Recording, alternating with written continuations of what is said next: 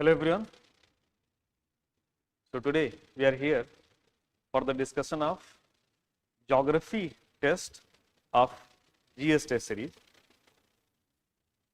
Students face lots of challenges, difficulty in handling the questions of the geography because geography plays very important role in GS paper 1.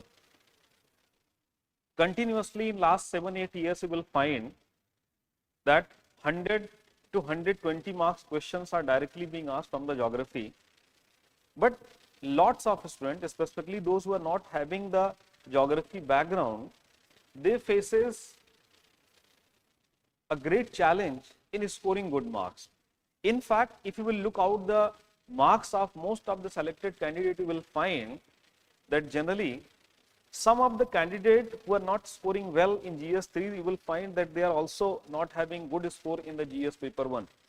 But obviously the GS paper 3 is very much talked upon, but the GS1 is very much neglected. And in fact, lots of students also in their preparation phase, they neglect the GS paper 1.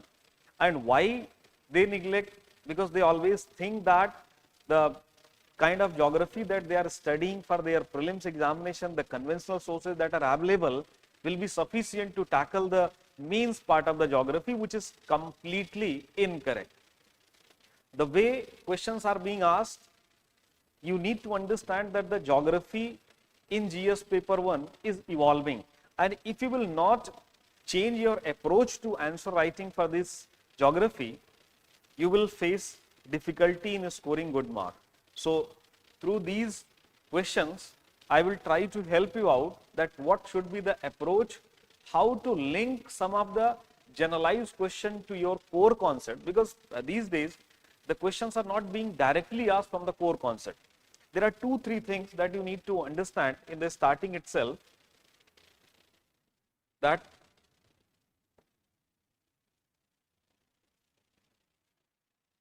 in GS paper 1, when we talk about the geography, it is evolving. So how it is evolving? Some of the major things that you need to keep in mind, the very first thing is that they are intermixing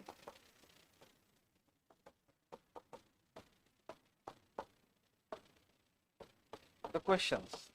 How they are intermixing? They are intermixing in the manner that core concept along with general concept. Core concept, it is associated with a closed ended question. So when they ask the question like discuss the ocean currents, what is tsunami, what is earthquake, what are the different component of the climate. So there are some direct questions. Discuss the physiographic division of India, discuss the type of soil that is present in India, type of vegetation present in India. So these are the closed ended question where they will try to check your understanding of the core concept. But along with it, they are also asking the generalized concept which is associated with open-ended question.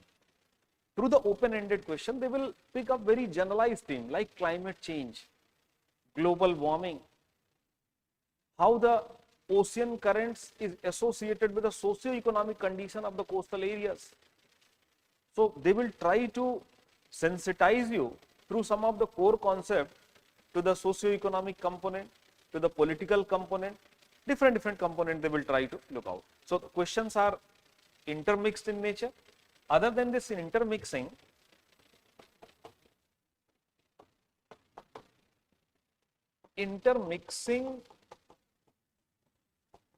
of different theme. So within a question, more than one theme will be asked. In fact, in all the questions in this test series, you will find exactly it is on this line, that intermixing. Exactly it is on this line, that is intermixing of core concept as well as generalized concept. And the third very important component is interlinkage of core concept with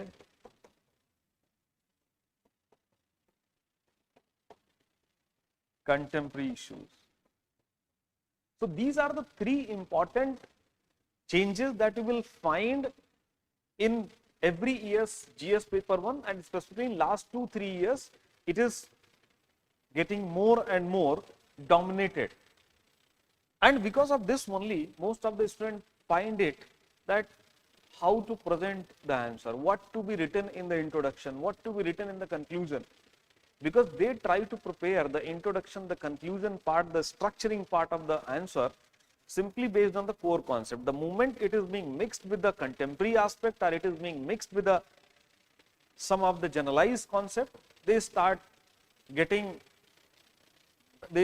feeling like that what to be written. And in fact, most of the questions appears to be of same nature. So how the questions need to be tackled in this evolving manner, in this evolving pattern of the GS paper 1, that is what we are trying to do in this session. So in this session, we will learn these 2-3 things that you need to understand. So let's start with the question number 1.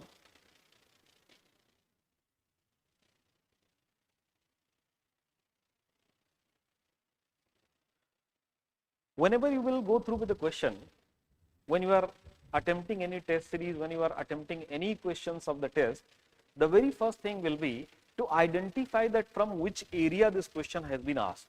That is interlinkage of your question with the portion of your syllabus. If you will able to do that, it will become very easy for you to tackle the question, because you should not directly just start writing without thinking that which part of the syllabus this question is associated, or from what part of the syllabus this question has been asked. Like this question, tropical regions are most vulnerable to the food insecurity induced by the climate change. Examine the statement in the context of Indian agriculture and suggest coping mechanism.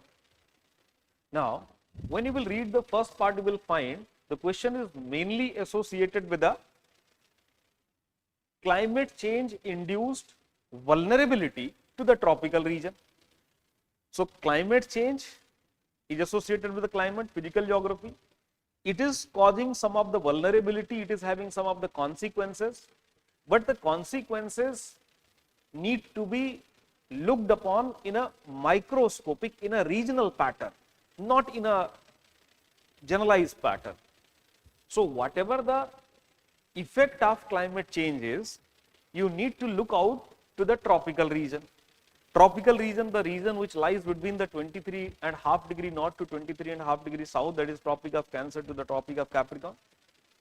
But the next part is also trying to assess, trying to make that regional to even micro region.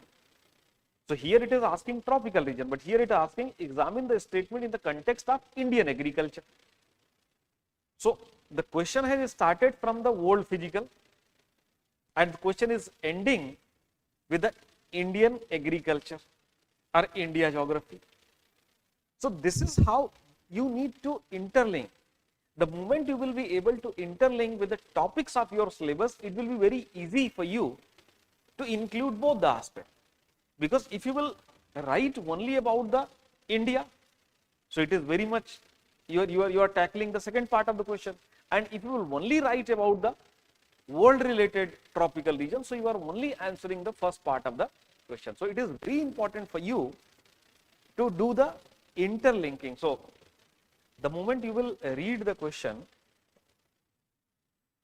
the very first thing you should do is link the question with your syllabus. So this is the first thing that you should do. So it is related to the world physical geography and this part deals with the human and economic geography,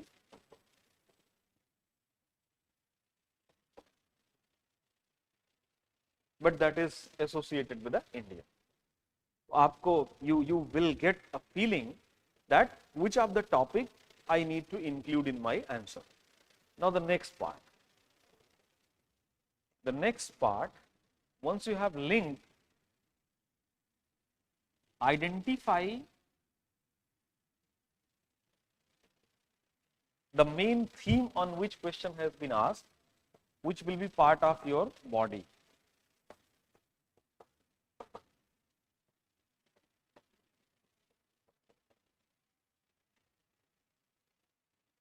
This is the main structure of the any question: introduction, body, and conclusion.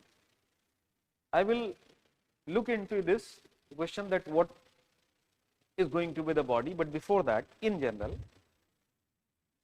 when you are writing answer, generally most of the students feel that in every answer I need to include the introduction, body, and conclusion. As far as geography is concerned, you need not to follow this generalized rule. So it is not necessary that in every question you are supposed to write introduction, body, and conclusion. The very first thing that you need to identify is whether your question is closed-ended. Closed-ended means direct, related to the core concept.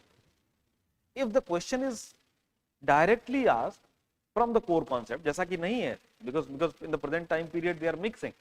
But let's say in some questions you have been only asked the directly core topic, core concept. So in the core concept, if you are answering 10 markers, so it is not necessary that in every answer you need to write the conclusion. But in most of the open-ended question,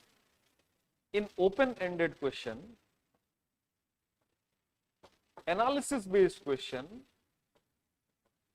it is important to follow this structuring. That is, intro should be there, body should be there, conclusion should be there. So intro, body, conclusion needed. As they are mixing 2-3 topics, so it becomes very important to smartly use the space that you are being given to write, or you can say the word that you are supposed to answer. Because for the 10 marker, they are expecting you to write 150 words, and for 15 marker they are expecting you to write 250 words.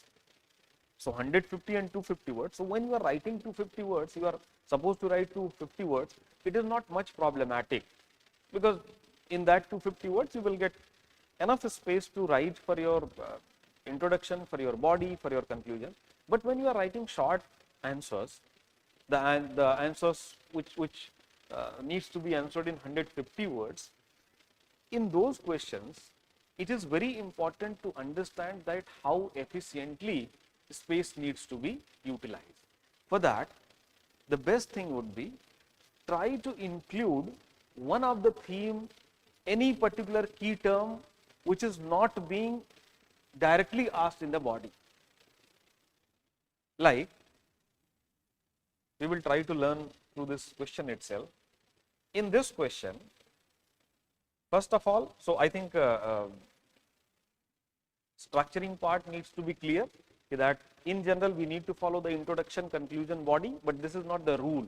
You need to decide on the run time. You need to decide based on the type of question.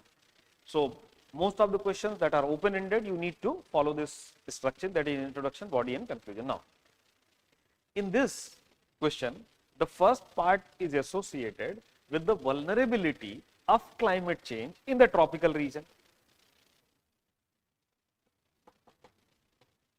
Climate change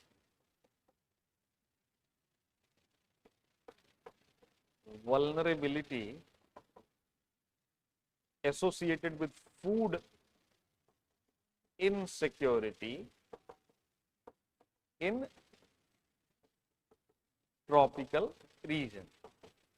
Now here there are two terms: climate change, vulnerability. there are different types of vulnerability. Political vulnerability, physical vulnerability, economic vulnerability, but socio-economic vulnerability, but they are limiting that vulnerability to the food security. But it's still, what is climate change, that is not being asked. So the question is climate change vulnerability associated with the food insecurity in tropical region. The second part is saying examine the statement in the context of Indian agriculture. So this vulnerability specific to Indian agriculture.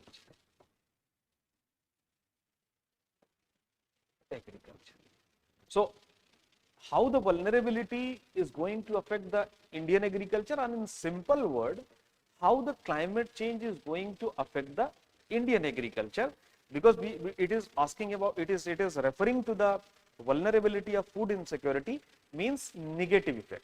Effect can be positive also, but you need to understand that the question has been framed from the perspective where it just wanted to check your understanding of the climate change vulnerability, which is going to affect the food insecurity, that is negative effect of the climate change to the tropical region, particularly to the India. Now, when you will go through with this question, it's a 10 marker. So there are two topics, there are two themes that you need to write. There will be ample points.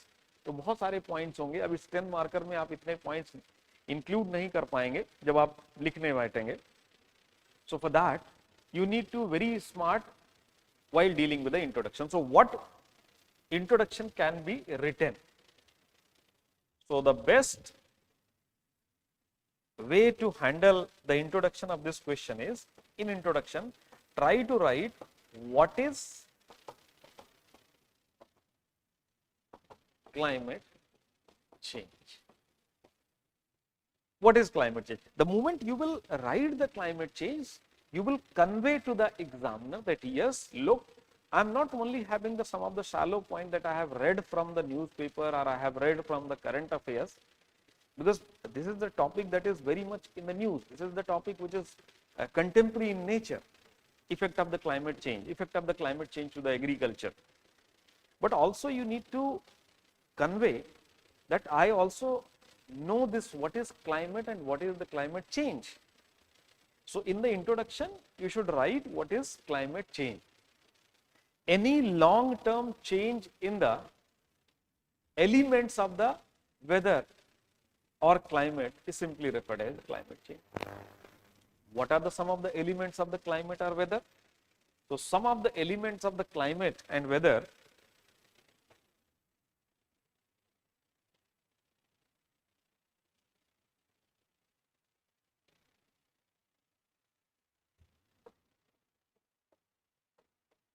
element of climate or weather which is experiencing change, like temperature, rainfall, season. Temperature is changing, temperature change, global warming. So we are witnessing the phenomena of global warming. There has been erratic rainfall, monsoon is getting affected. The monsoon is being associated with some of the global phenomena like El Nino, La Nina. The seasons are shifting. There will be early arrival of the monsoon. There will be delayed of monsoon. So the duration of the monsoon period has been changed. If the duration of the monsoon period has changed, so obviously there will be change in the duration of the winter season, change in the duration of the summer season. So the seasons are getting changed. So these are the some of the pointers of the climate change in almost all the aspects. The pressure is changing, wind pattern is changing, humidity pattern is changing, cloud pattern is changing. All the elements of the weather or climate that are witnessing any kind of change, that is simply referred as the climate change.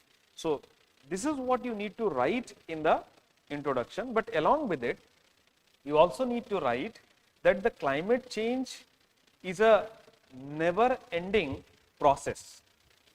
So climate change, being a geography student, you should be knowing this, that climate change is a continuous process, regular process. In fact, this universe, all the human beings, all the living beings on this earth surface arrived because of the climate change only. So the climate change is very necessary, and climate change is, you can say, it's a inevitable. So climate change is a regular process that has been witnessed on this earth surface, but in last few hundreds of years, last 200 years, especially after industrialization, the rate of climate change has increased, and this rate of increase of climate change is being caused by the human factor. So you can write, presently a rate of climate change increased, and it is mainly induced by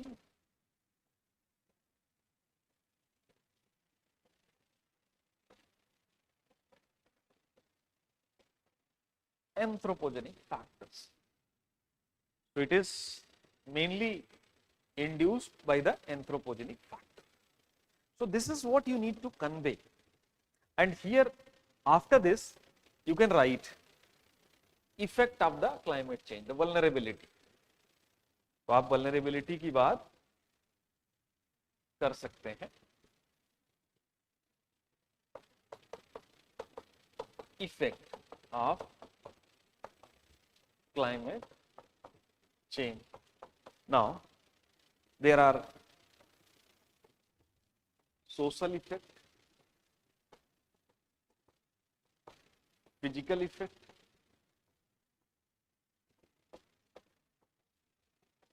economic effect.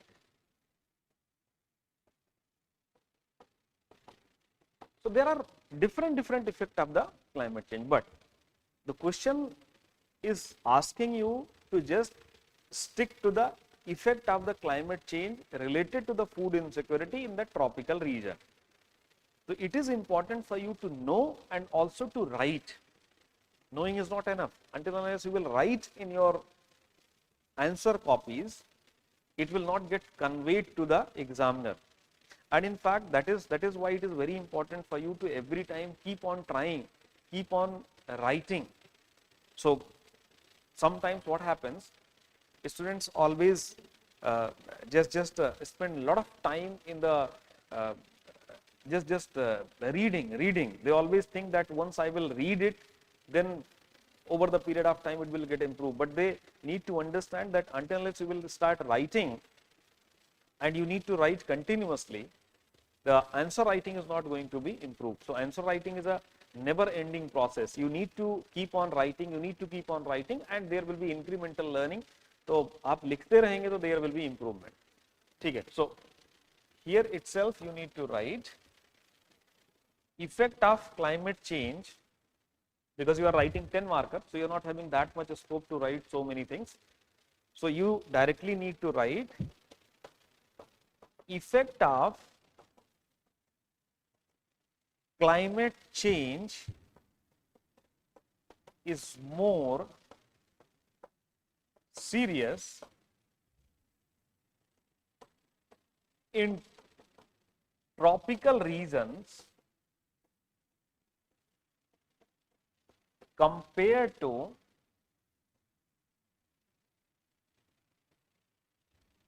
mid and higher latitudes in the field of agriculture.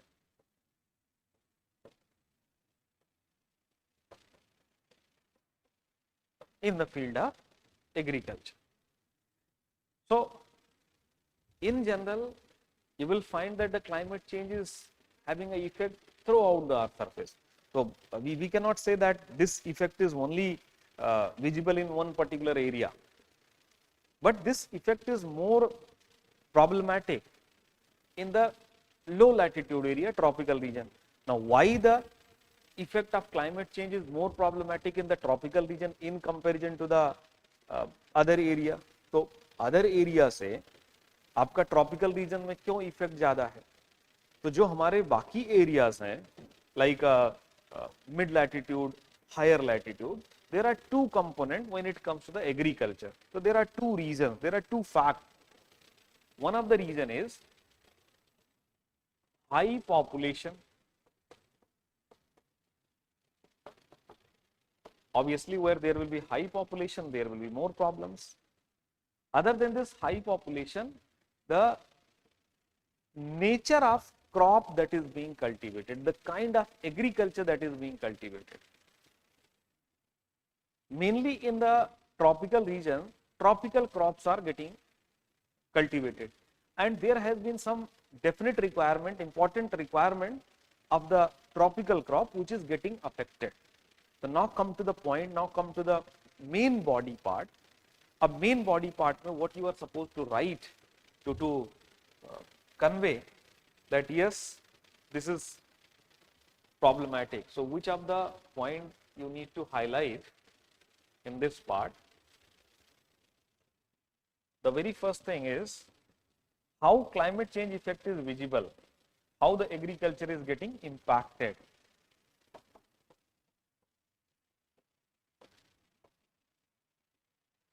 Agriculture is getting impacted.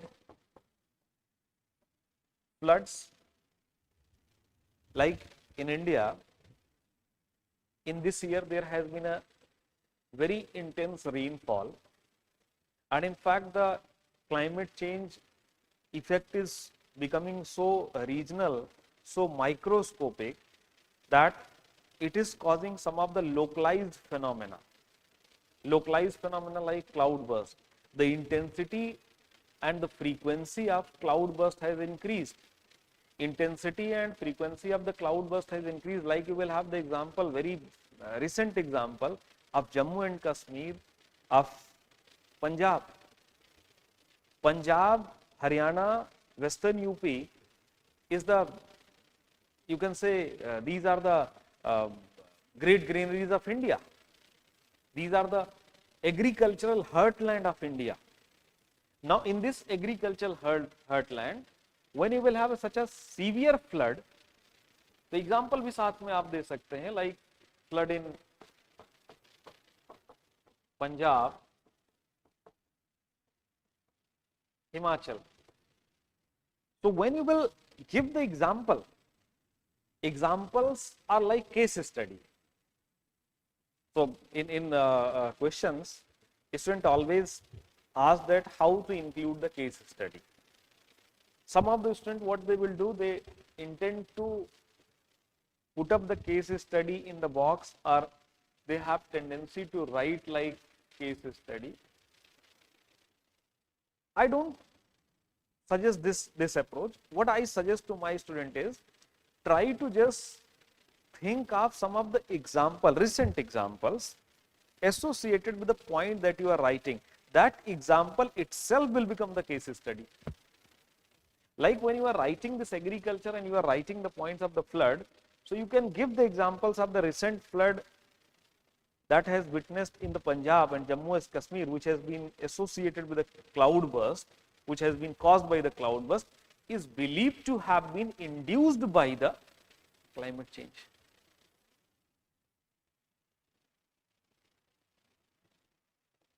Drought, flood and drought, these are the long-term phenomena. But other than this flood and drought, you will find there is a new pattern of flash flood, flash drought. Now, flash flood, flash drought, what it means? Flash flood, flash drought, what you just need to understand that any crop will have certain requirement, like rice. So rice needed roughly 150 centimeter of rainfall. 150 centimeter of rainfall needs to be provided in the 3 to 4 months. So in this 3 to 4 months, every time the field is not needed the water.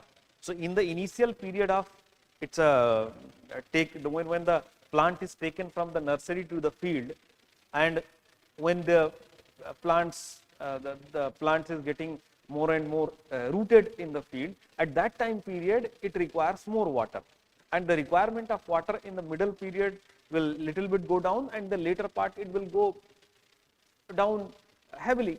So means if the rice needed 150 centimeters, so it is not equivalent water that it needed in throughout its process of the cultivation.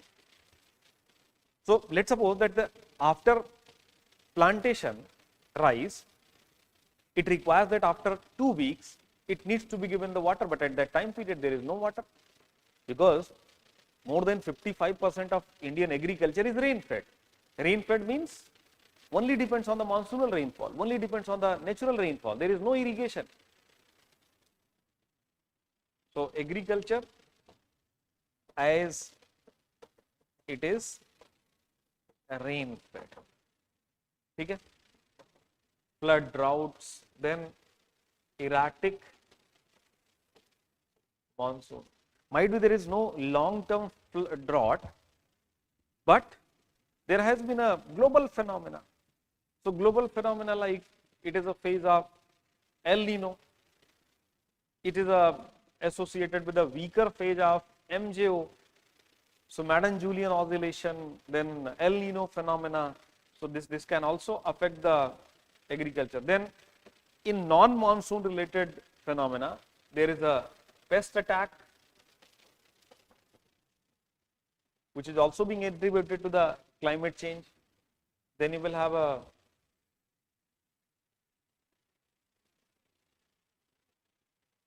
dust storm, heat wave, dust storm, heat waves. In the Kharif cropping season, cold wave, because climate change doesn't mean that only increase in temperature. Climate change is increase as well as decrease. This is what you just need to keep in mind. So the Kharif crop will also get affected, impacted, when there will be a long-term cold wave. So this long-term cold wave will affect the wheat crop, will affect the groundnut. So wheat, groundnut, sometimes pulses also gets impacted, affected. Large scale potatoes that are being cultivated in India, they get severely affected by the long-term cold. In fact, there is a phenomena, not exactly the cold wave, but temperature inversion. So temperature inversion induced fog, smog, so all these. So you will have lots of points. तो अब इन points में try करिए कि आप answer करेंगे, आप लिखेंगे. So at least try to include 4-5 points.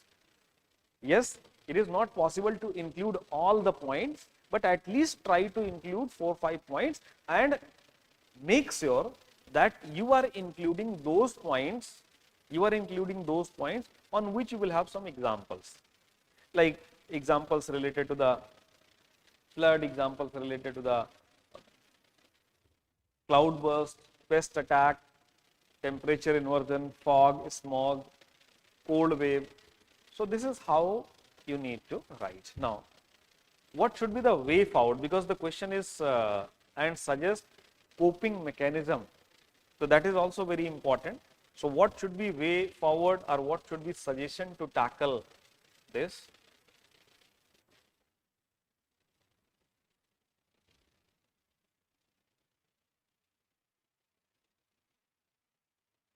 In all the problems in the present time period, in fact, this year they have asked one question itself, directly they have asked one question.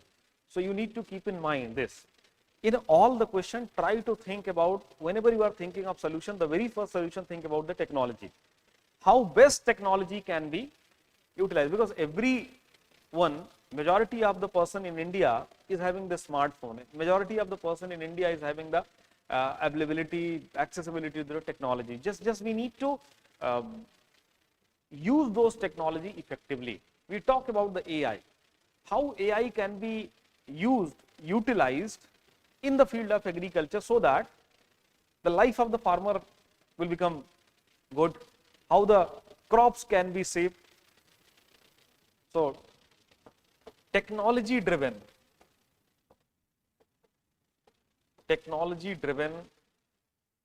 solution. Which type of technology driven? Recently, there was a satellite that has been launched, that is Nisar mission. It was one of the joint mission of NASA and ISRO. So NASA, ISRO synthetic aperture radar mission. And one of the very important objective of this mission is to mapping the earth more closely. So when they are monitoring the earth, mapping the earth very closely, so obviously it is going to be very useful in the agriculture. So it will help in the early prediction of drought and flood. Forest fire can be assessed. Cold wave, heat wave effect can be predicted. In fact, it will also help in the giving some of the benefit to the farmers in case of crop losses. So assessment of the crop losses will be very effective. Other than this, it is very important to go for climate resilient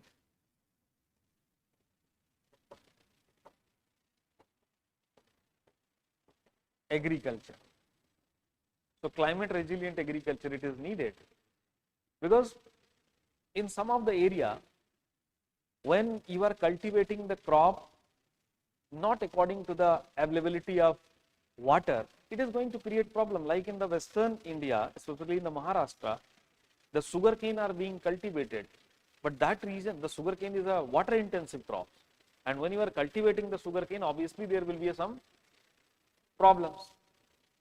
Northeastern India and Eastern India, what is happening? The Eastern India, Northeastern India, there has been a tendency of cultivating the mainly rice, and there was no problem because earlier you were having the good availability of water. But what is happening over the period of time in last 4-5 years, there is a clear pattern of changing rainfall pattern is visible. So the rainfall pattern is changing in the Northeast India, and when the rainfall pattern is changing in the Northeast India, so it is very important to understand that it will not be prudent to suggest rice cultivation. अब वहां पे rice के साथ साथ we need to look for the some of the diversification. तो कुछ diversification करना होगा. So we need to go for the climate resilient agriculture, crop diversification. So climate resilient agriculture, crop diversification, improving the agricultural insurance.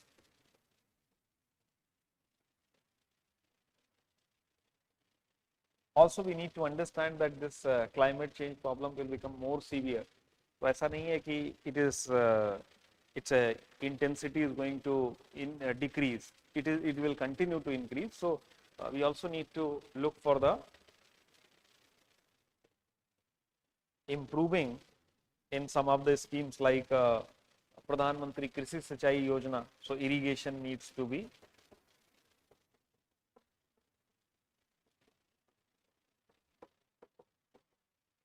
effective. So these are the some of the suggestions that you can suggest. Now comes the last part. Last part is conclusion. So what needs to be written in the conclusion? What can be written in the conclusion? In this type of question, whenever something related to the agriculture you are writing, you need to write this part wherever you will get the chance.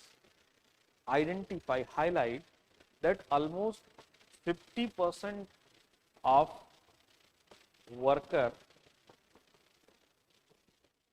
involved in agriculture.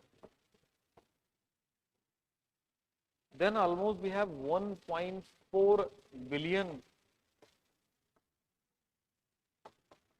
population to feed, might be the agriculture share in the overall economy. In terms of the GDP, it appears to be only 15%, but you need not to forget that we are the world's largest populous country, and whatever the technology changes, advancement can be, but still everyone wants food. The moment food will not be there, there will be a large scale problem, like what we are witnessing in case of this year Punjab. This year, the majority of the Punjab, which is one of the dominant rice cultivating area, so आपका rice crop has been completely lost. So just think about that, what we are going to witness. Obviously, the rice and wheat happens to be the crop that can be stored for a long period of time. That is why, because we are the one of the largest food grain producing country, so might be we are not going to have that kind of steep price change in the rice, but obviously the effect will be. Like the northwestern part of the Punjab was also associated with the cultivation of one of the crop, that is quinoa crop. So quinoa crop, it is a citrus fruit, and the western Punjab is becoming the quinoa capital of India. So majority of the quinoa is being cultivated in that area, and most of the quinoa plantation have been flooded with the water, which will affect the crop. And if the crop will get affected, the people will get affected, so the entire supply chain will get affected.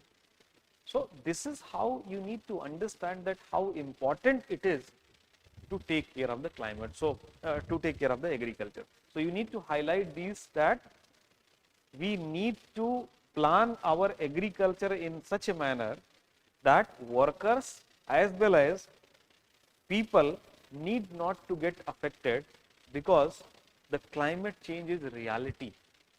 We should not run away. We should not be in the denial mode that there is no climate change. तो climate change तो है, और अगर climate change है तो the best way to fight with the climate change is the adaptability. We need to adapt. We need to ready for the change. It is like the same way like UPSC changing. If UPSC changing and their way of asking the question is changing, and you will be still in the denial mode that yes, no, I will keep on studying the way I was studying. तो अगर मैं जिस तरीके से पढ़ रहा था उसी तरीके से पढ़ता रहूंगा और फिर भी मेरे अच्छे नंबर आ जाएंगे, मेरा सिलेक्शन हो जाएगा, so that is not going to help you out. Very similarly, if the country is still feeling, if the farmers are not ready to change, farmer needs to change.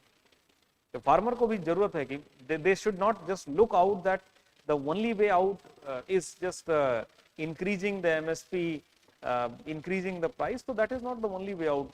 We need to look for the crop diversification, कुछ नए methodology की तरफ जाना चाहिए. जैसे rice cultivation is fine, but we need to go for the new method of the rice cultivation. So this is how you can tackle this question.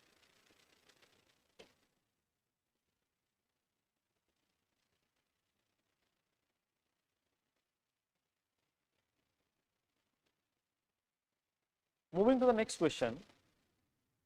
In fact, some part of this question I already have taken up in the first question, but let's try to understand the structure of this question. So, question is, Indian monsoon is increasingly influenced by anthropogenic factor. Discuss how land use changes, urbanization and pollution are affecting the monsoon pattern.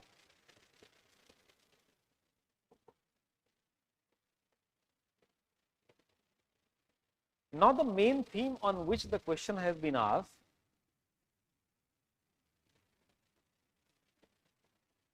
changing pattern of Indian monsoon. So Indian monsoons are getting affected. So Indian monsoons are getting affected, that is changing pattern of the Indian monsoon. But what is happening? Indian monsoons are getting affected by the various factors. But here the question is expecting you, the first part is expecting you to focus on associated or caused by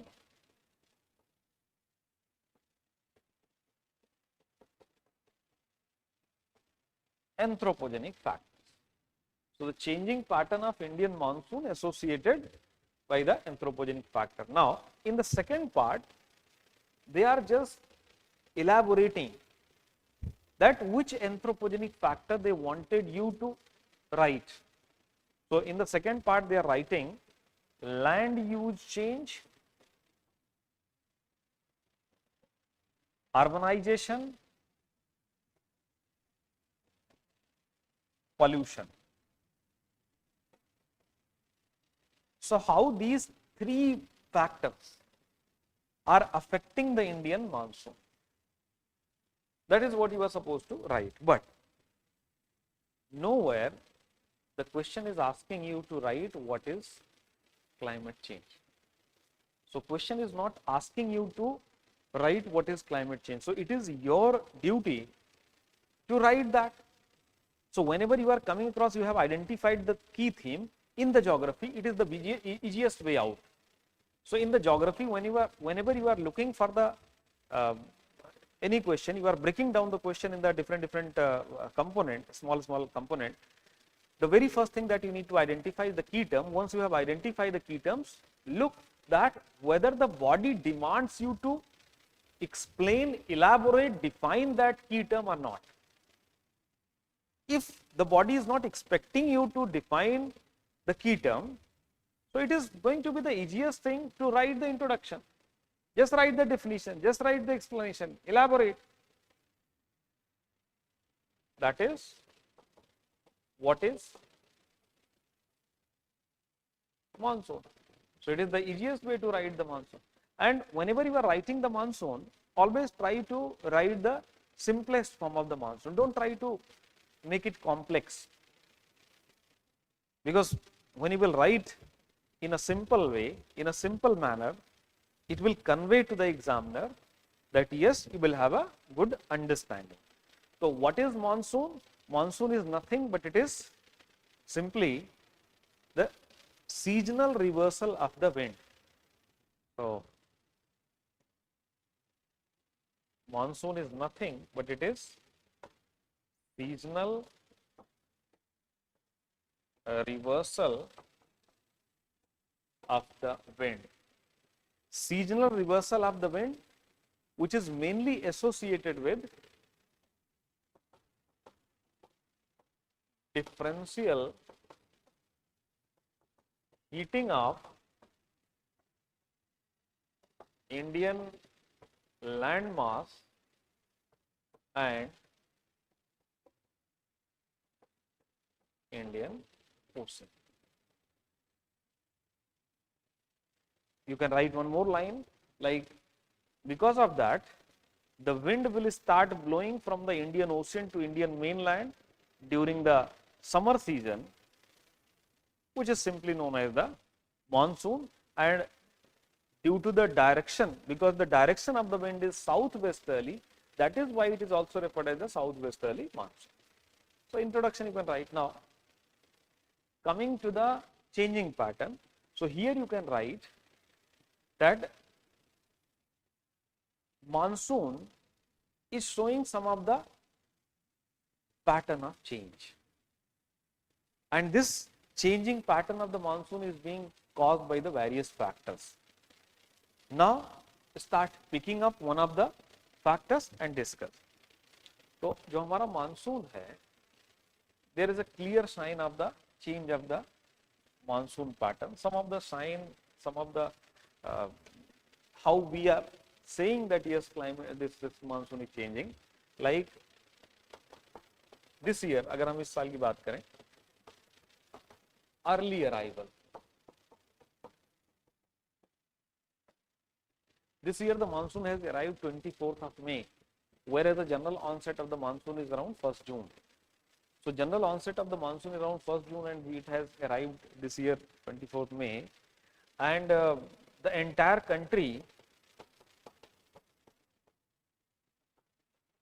has been covered by the monsoon almost by the last week of June, whereas generally the monsoon, the entire country will be covered, it will be under the influence of the monsoon by the mid of the July.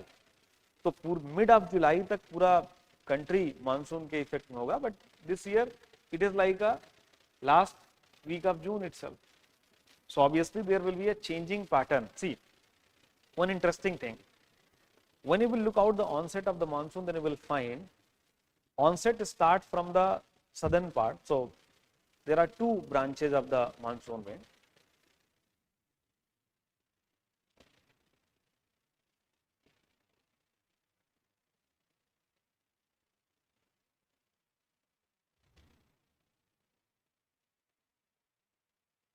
When you will look out the Indian southern part, so you will find that southwesterly winds are coming. These winds are getting bifurcated in two branches. One of the branch will enter into the Arabian Sea and will hit the Indian coast.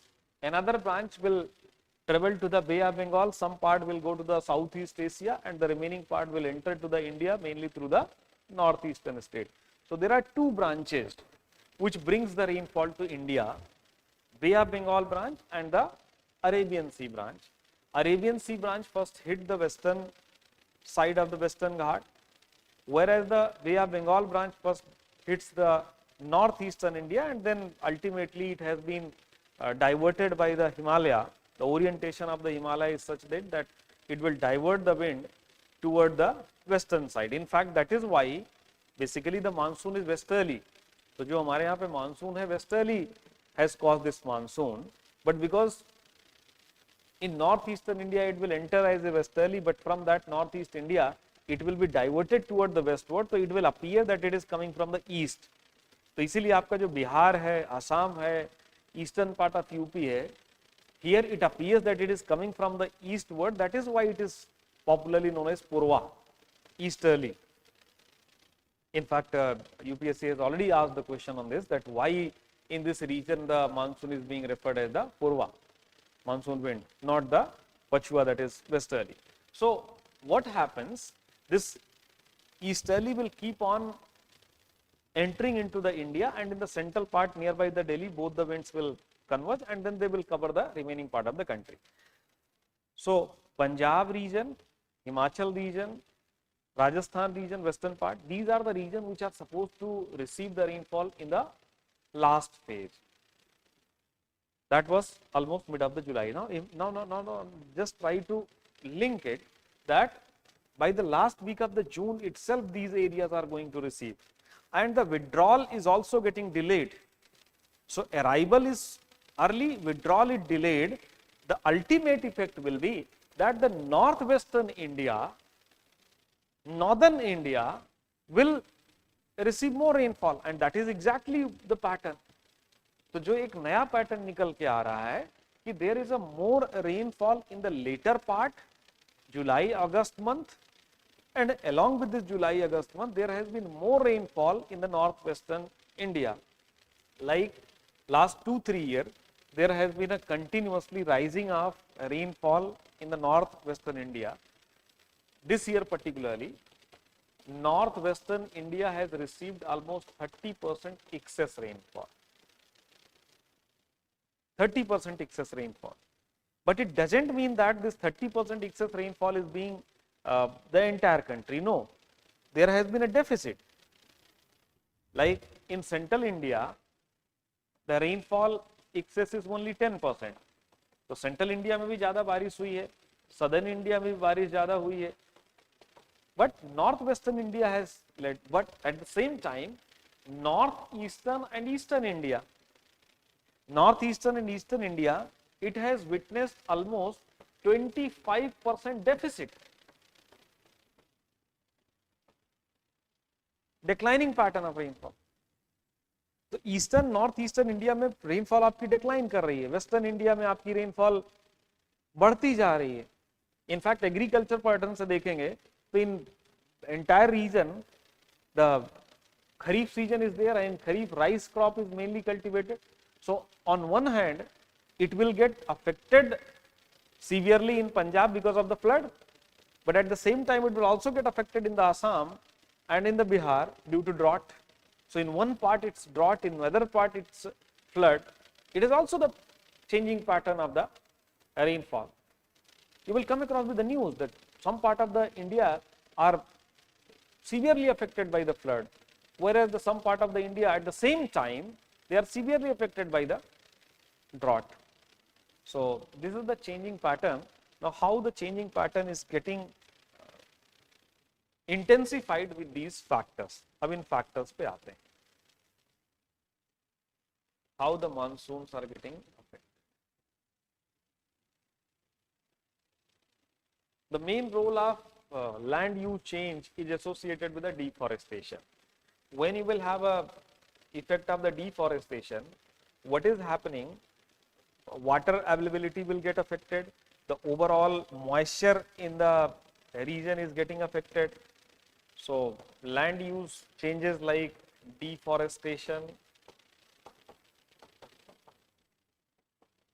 infrastructure development, encroachment of wetlands, marshes, like the very famous flood of Chennai 2015 flood, then Bengaluru flood, and in fact every year, in fact little bit of rainfall will results in the complete submergence of the Gurugram. That is simply because of the wetlands. Poor drainage is one factor, but other than the poor drainage, there has been a problem related to the encroachment of some of the wetlands. Just 30-35 years ago, there was a proper lake, that is Najafgarh Lake, but that Najafgarh Lake has been completely encroached. So wetlands, so here you can give the examples of Najafgarh Lake encroachment, outskirts of the Chennai, you can give the examples. That marshland has been converted into the IT city, most of the new Chennai development that has taken place along that. So deforestation, infrastructure encroachment, at the same time you can link this urbanization. What is the effect associated with urbanization? In the urbanization you can write about the heat dome. दोनों एक साथ लेते हैं. Pollution problem. Cities like Delhi. So Delhi में you can write about the presence of large scale aerosol. Then in urban area there has been a very high release of vehicular pollution. So vehicular pollution is again affecting the total heat that is being trapped, the moisture that is present in the urban area. In general, you will find that obviously problem of water is there. Urban flood is another issue. But in urban area, you will find the rainfall is comparatively lesser. Drainage is different because the city is growing, and the city, the way city is growing, the way roads are getting widened. On the same line, drainage is not getting widened. So poor drainage is one of the biggest reasons for the urban flood. But in general, rainfall in the urban area is declining because there we have the concretization. And when you will have the more and more concretization, so whatever the water is there, it is completely getting flooded. But the supply of the moisture is almost absent. So whatever the moisture the wind is carrying, that only will translate into the rainfall. So these are the some of the pointers that you can highlight.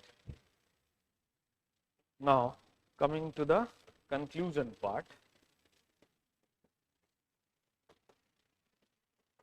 So in conclusion, it is prudent to suggest that haphazard development, haphazard urbanization we need to tackle, because haphazard urbanization we always look from the perspective of the urban problem. We always talk about this in perspective to the migration. So migration related issues, the city life related issues we talk about. You will not find pollution is being very much debated. Like in Delhi, in winter season, there will be a great deal of the discussion related to the large scale population and all, but nobody is discussing about the effect of this in the overall climate, overall monsoon. So it is very important to have a better compliances related to the urban development. Urban development needs to be strictly monitored.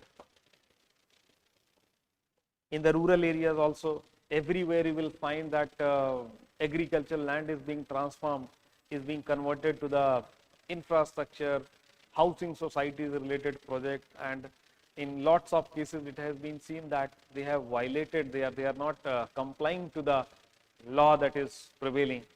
So जितने भी development हैं, जितने भी land use pattern हैं, उसको strictly monitor किया जाना चाहिए. Like once development is fine, but the development and the conservation needs to be well balanced, and that is why we need to go for the sustainable development. So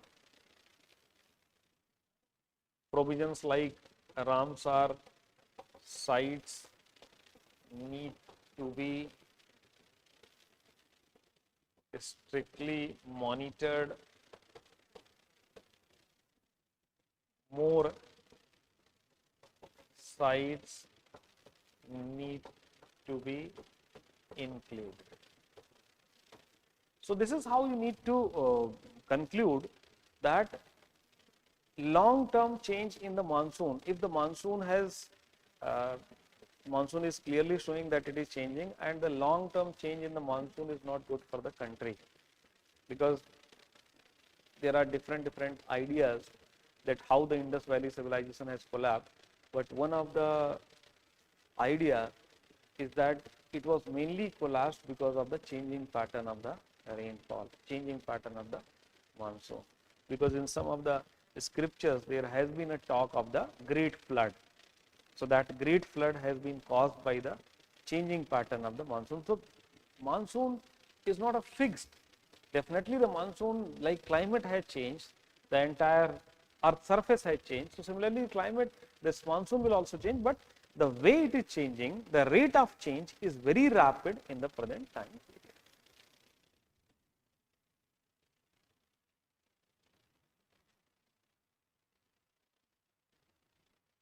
Next question is more or less I already have taken up. Urban floods are not just natural disaster but a result of failed urban planning. Examine recent examples from major Indian cities. So we directly look out that what needs to be written in the introduction, body, conclusion. So in this type of question you can write introduction in two parts. What is urban flood? Along with it, a recent example. So it is very important you to highlight some of the examples like Hyderabad floods, Bengaluru flood, Chennai flood. Then you will have the flood in Mumbai, then flood in Kerala. So most of the flood, some of the flood you need to write in the introduction itself. And what is the urban flood? You need to write that the capacity of drainage, when available water is more than what drainage can take out, is the situation of the flood. So in the urban area, when the available water after the rainfall is more than what drainage can flush out, is simply considered as the case of the urban flood. Might be there is not actual flood in the area, might be there is no actual flood in the entire state. So in most of the time in Gurugram, what we see is, it is not exactly the flood everywhere. It is simply in that Gurugram area you will find that water has been logged. So there has been a great water logging, and sometimes the water has been logged to 8 feet to 10 feet in some of the area. 8 feet, 10 feet is a kind of height of the water where some of the big vehicles will get trapped and the people will not be able to come out. So drowning will happen, So this is what you need to write in the introduction. Now coming to the body, here you need to write that it is not always natural disaster. Natural disaster means not caused naturally. Like when you will have the cloud burst. Cloud burst, obviously we can say that cloud burst has been instigated by the human. तो हम लोग कुछ ऐसी activity कर रहे हैं, like we are releasing more greenhouse gases. There has been an overall change in the pattern of the climate. That is fine, but cloud burst is purely a natural phenomena. Cloud burst is a purely natural phenomena, and when there is a flood condition because of the cloud burst, we will put up in the category of natural only. But when the flood is just because of the water that is present, the drainage, because of the drainage region, so that will be considered as simply considered as the man-made, not as a natural factor.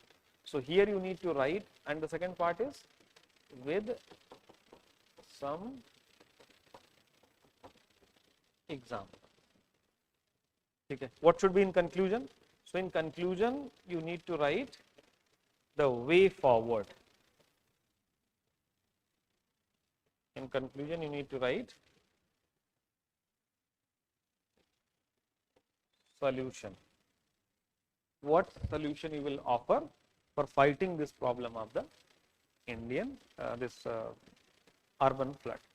So यहाँ पे there are some of the pointers that you need to write. Poor drainage, haphazard urbanization, then you will have development of slum area. So slum area like Dharavi is there in Mumbai, Kuda is there in Noida.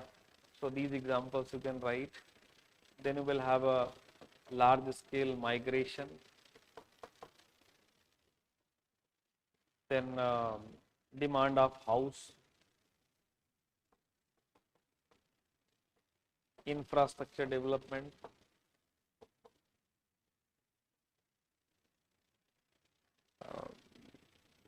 in fact in most of the city area, specifically the cities that are older cities, there you will find there is a mixing of sewer and the drainage. So both the sewer and the drainage is still being used in together, so that is also not good.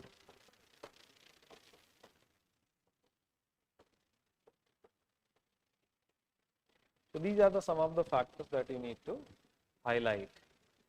The encroachment of wetland,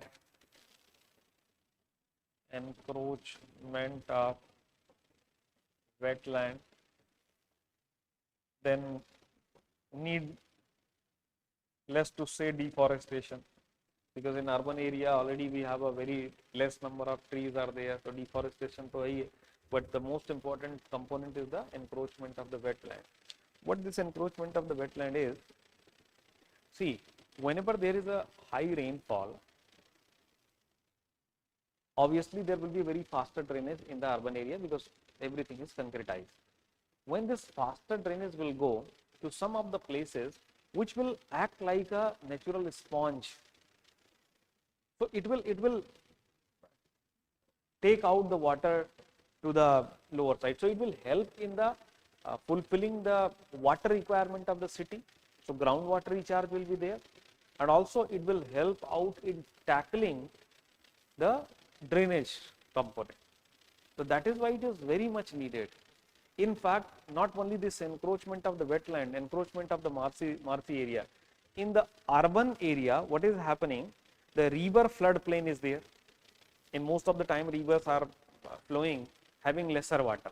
So when the rivers are flowing with having a lesser water, so people will start considering that now the river will not come to the flood level, and they will start encroaching that. So that will also becomes one of the reason.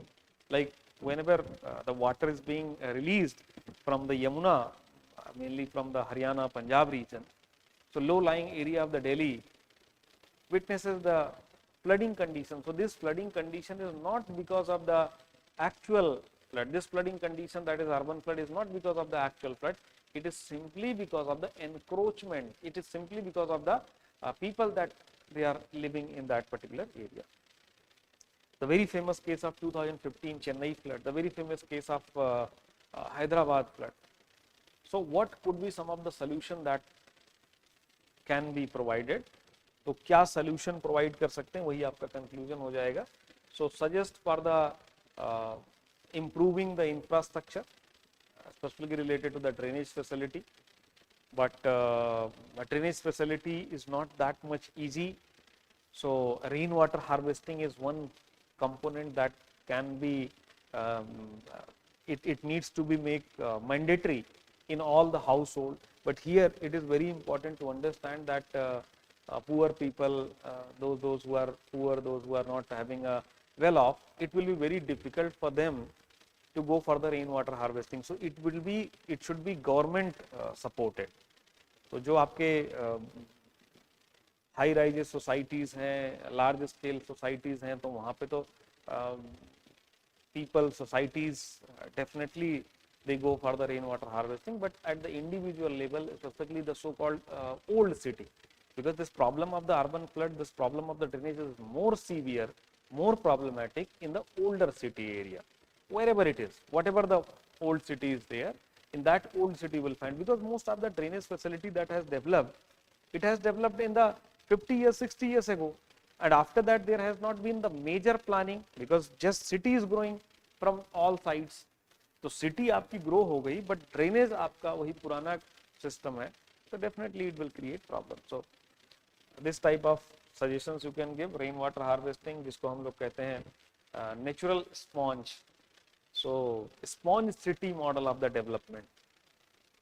Then also following the role of information technology, technological role in the smart city development. तो जो आपका smart city है, अमृत city schemes हैं, उसको better implement करना in these urban areas.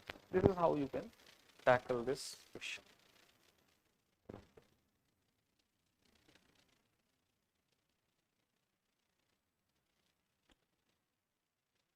The warming of ocean is altering global ocean currents. What implication does this have for weather systems and the marine life?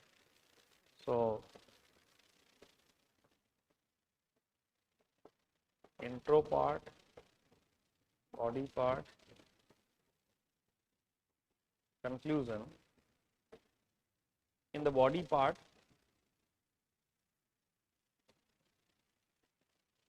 changing pattern of ocean current caused by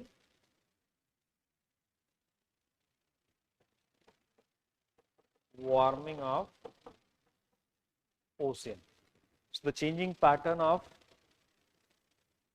ocean current caused by the warming of ocean. Then what effect, implication, effect of this change towards weather and marine life. Weather and marine life. So this is the simple question. So in introduction, it is better to write about ocean current. In fact, also need to write the examples. You can draw map also, and you can mention some of the ocean currents. So ocean currents, you can write, ocean currents are simply the flow of the oceanic water in a fixed pattern, mainly in subtropical region. In different ocean, the water circulates, and this circulation is referred as the subtropical gyre. So Atlantic Ocean, in Pacific Ocean, in Indian Ocean, we have the circulation of the ocean current, and in most of the cases, gyre is being mainly made up of 4 different ocean currents. Like in Northern Atlantic Ocean, you will find North Equatorial Current, Gulf Stream, North Atlantic Drift, and Canaries Current forms the circulation or simply the gyre. In fact, in the North Atlantic Ocean itself, you will find the presence of the Sargasso Sea is there, because here the ocean currents are the best developed. So something like this you can write in the introduction, where you will give the, you will convey to the examiner that yes, you have idea of the ocean currents, you know some of the examples of the ocean current, and what are the some of the effect of the ocean currents. When it comes to the body part, that the changing pattern of the ocean current, so obviously the ocean currents, because it is part of the ocean current has been caused by the global wind, global climate, and the different components, because everything is changing, so obviously the ocean current will also change. So when oceans are getting heated up, oceans are becoming more and more warm, so everything is getting affected, so it will also get affected. So it is being affected, and this entire circulation will get affected. The entire circulation will get affected. There is an interesting thing. Ocean currents are the carrier of heat. Ocean currents are the carrier of heat. See, this is how the ocean currents are circulating. When you will look out, in general, in most of the cases, what happens? Ocean currents take out the heat, excess heat of the lower latitude, they take out to the higher latitude. So from low latitude, they will take the heat to the higher latitude, and higher latitude, because of the high density, high salinity, they will have tendency to sink. Ocean currents get sink, and whenever the ocean currents get sink, so what will happen? There will be initiation of the deep ocean current, which is also referred as the global conveyor belt. तो ये जो आपकी global conveyor belt है, जो आपकी deep ocean current है, that are primarily associated with this. Now what will happen? Whenever the oceans are becoming heated up, so in general, obviously temperature will increase, so there will be more and more flow of the water. But at the same time, in higher latitude, because of the heating, there will be more and more glacier melting. When there will be more and more glacier melting, so glacier melting will decrease the salinity. When there will be decrease in the salinity, so obviously the water that was supposed to go down will get decreased. So the global conveyor belt will get impacted. So the global conveyor belt is something which is directly affecting the cold ocean currents, because the cold ocean current that are present on the western side of the continent is actually the resultant of the cold water upwelling. So some of the effect that you will find is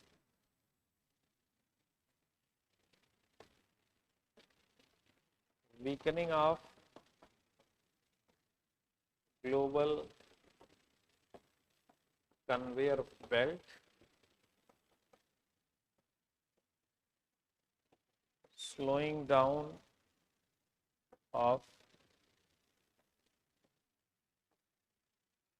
cold water upwelling,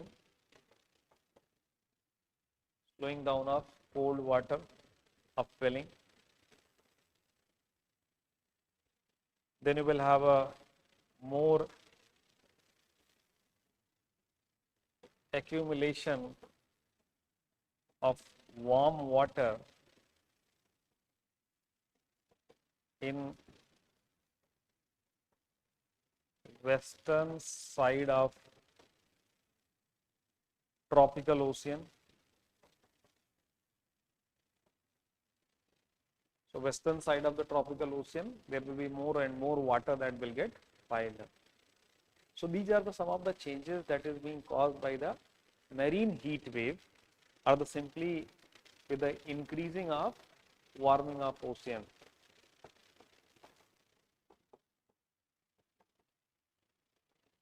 Now what will be the effect of the weather? So how the weather will get affected? Here you will have more rainfall. So the area that were receiving the rainfall will receive more rainfall. So flood-like condition. Intensification of the tropical cyclone in the same area.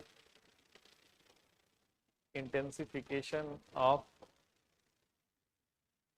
tropical cyclone.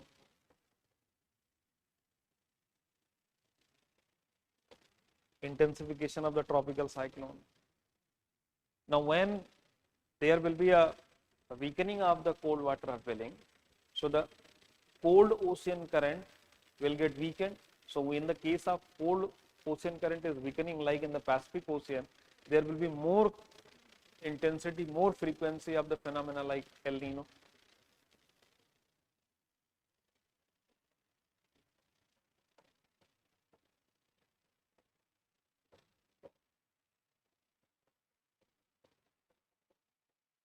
El Nino phenomena. Then we will have coral bleaching, because corals will not be able to tolerate a small rise in the temperature. So any increase in the temperature, any rising of the temperature will not be tackled by the corals. So the coral bleaching will be there. Not only the coral bleaching, there will be large scale impact of the fishing, because the cold water upwelling is something which is not only bringing the cold water, it is also bringing the nutrients, and those nutrients are very important for the planktons. So the growth of planktons is very important. So fishing industry will get impacted. So fishing sector, fishing industry will get also affected, impacted by this. So these are some of the implications that you need to highlight, you need to write. Now what should be conclusion? So in the conclusion, it is very important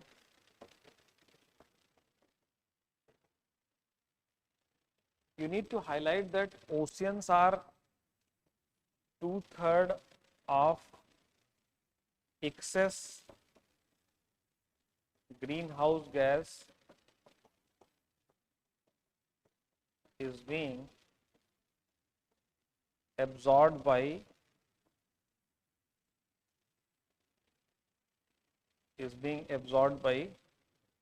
ocean, and if the ocean will get heated up, there will be ocean acidification, and their capacity to absorb the carbon dioxide will go down, and in that event the continental part will witness more severe impact of the global warming, climate change, more greenhouse gas.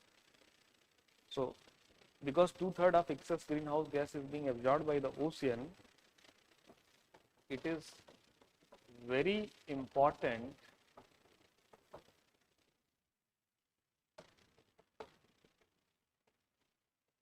carbon sink. So we need to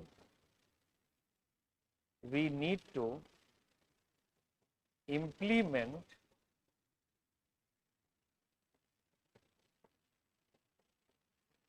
Paris Agreement provision or INDC provisions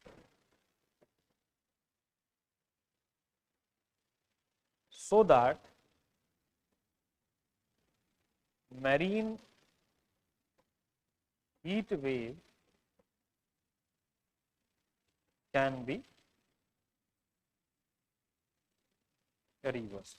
Obviously, reversal is not possible, तो ये ऐसा नहीं है कि reversal possible है, तो reversal is not going to be possible, but we need to try.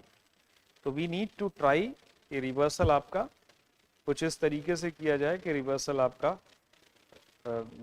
जो भी इंक्रीज हुआ है टेम्परेचर वो आपका रिवर्स हो जाए, but that is not going to be that much easy. And in fact some of the SDG can also be quoted, like SDG 13 climate action, SDG 14 life below water, SDG 2 zero hunger, SDG 1 related to the poverty. So these can also be quoted, any of these SDG, because these are also associated with this.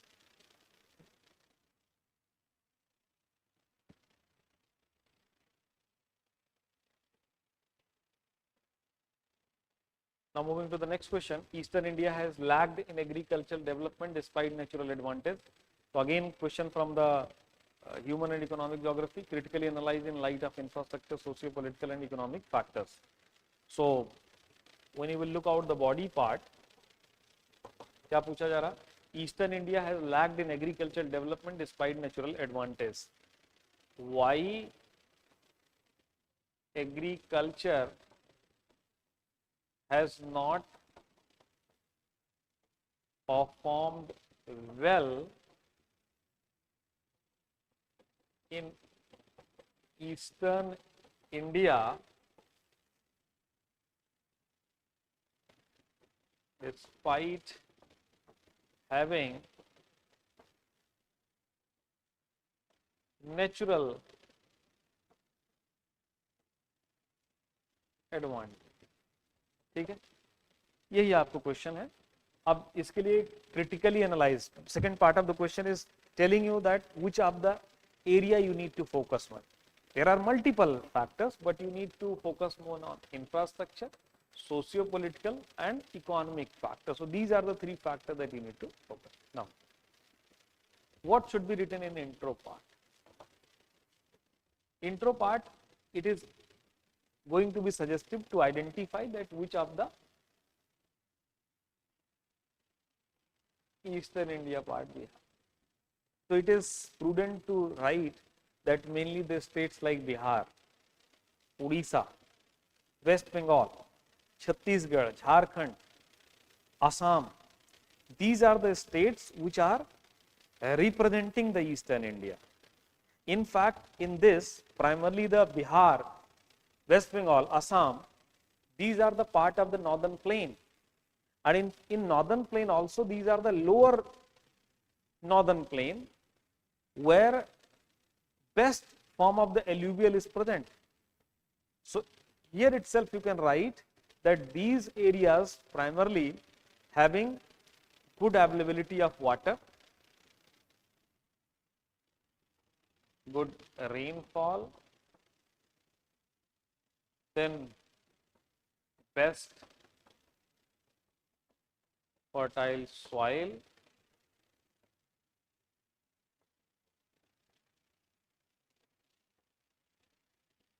best human resource. Now coming to the body part, why agriculture has not been performed? See, there are few historical factors.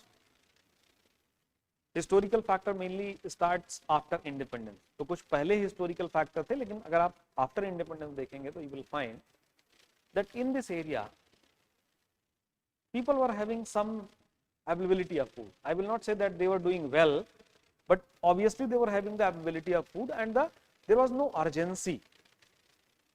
Whereas in case of like Punjab, Haryana, there was urgency in front of the government to go for the better implementation of the land reforms. So when the land reform has been initiated, so it was very effective in those areas. So here land reform was not effective.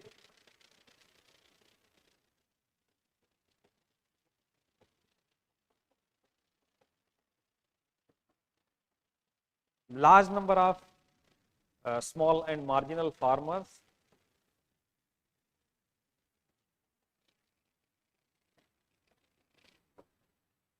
risk taking capacity of the farmers were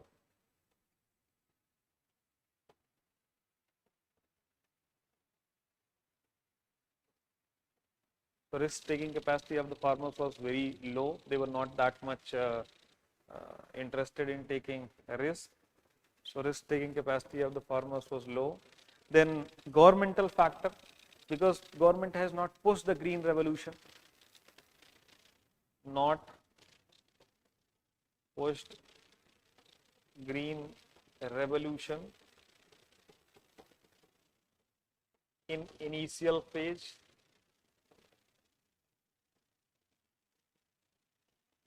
Then when the green revolution has started giving result, that is the phase 1, even these areas have been bypassed in second phase, because in the first phase they have identified the wheat crop. So when it was the wheat crop, then it was obvious that we need to identify those areas which are more climatically suitable for the wheat cultivation. But when you are selecting the rice, and for the rice the best place to introduce was this Odisha, West Bengal, Bihar, but still they have selected the Kaveri basin and the coastal Andhra. So it was mainly because of the prevalent poverty and the government's thought process that people are not ready to accept this green revolution, and the result is clearly visible. Still these regions are almost 20-25 years backward. So these are some of the pointers that you need to write.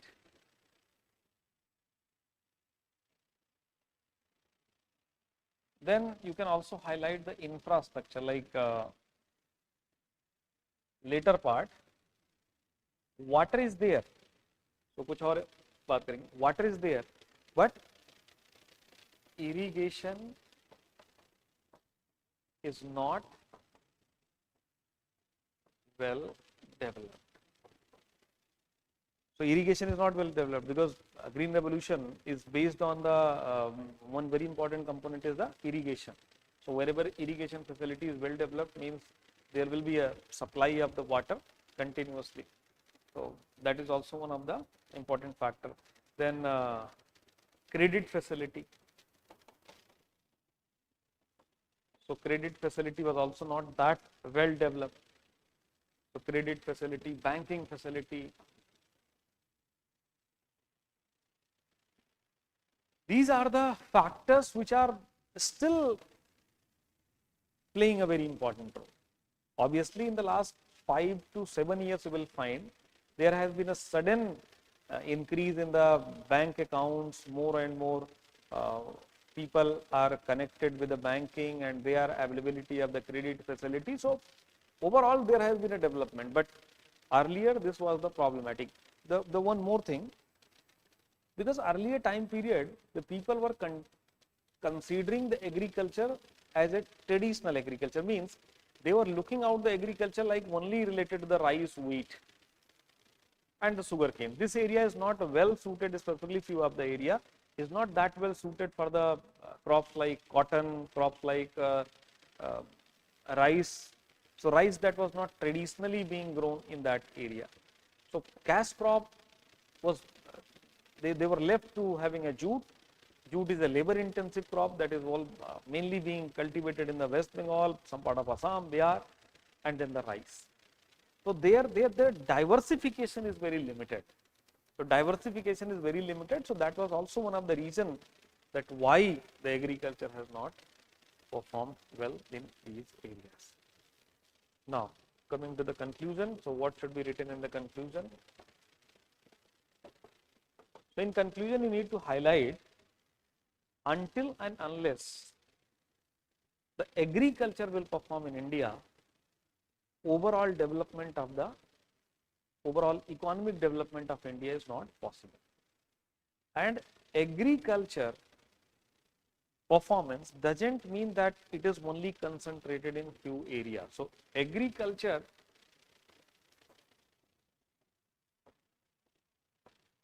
needs to be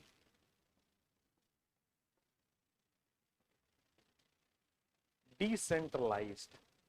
When I am saying decentralized agriculture तो है ही है, but profitable. So profitable agriculture needs to be decentralized. Profitable agriculture needs to be practiced in most of it is not like that only the northwestern India, only the southern India peninsula, only the northern India agriculture is performing. So we need to look out that agriculture is performing throughout the country. So when agriculture is performing throughout the country, then only overall development, overall agriculture will perform, and when the agriculture perform, obviously there will be a economic development of the country will happen. So that is how you can conclude this question.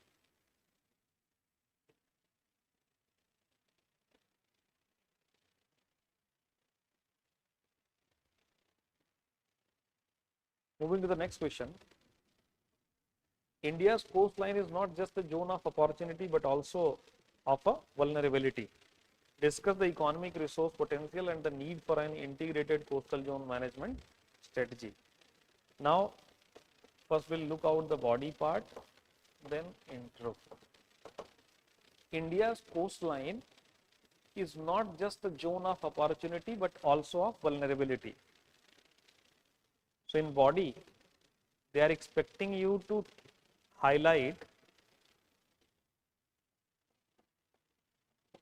opportunity of coastal region and also vulnerability. So what are the some of the advantages coastal area offers? What are the some of the bottlenecks, hurdles, disadvantage the coastal area is having? Discuss the economic resource potential. So in the opportunity, it is asking the economic resource potential and the need for an integrated coastal. So vulnerability को tackle करने के लिए integrated coastal zone management, need of integrated coastal zone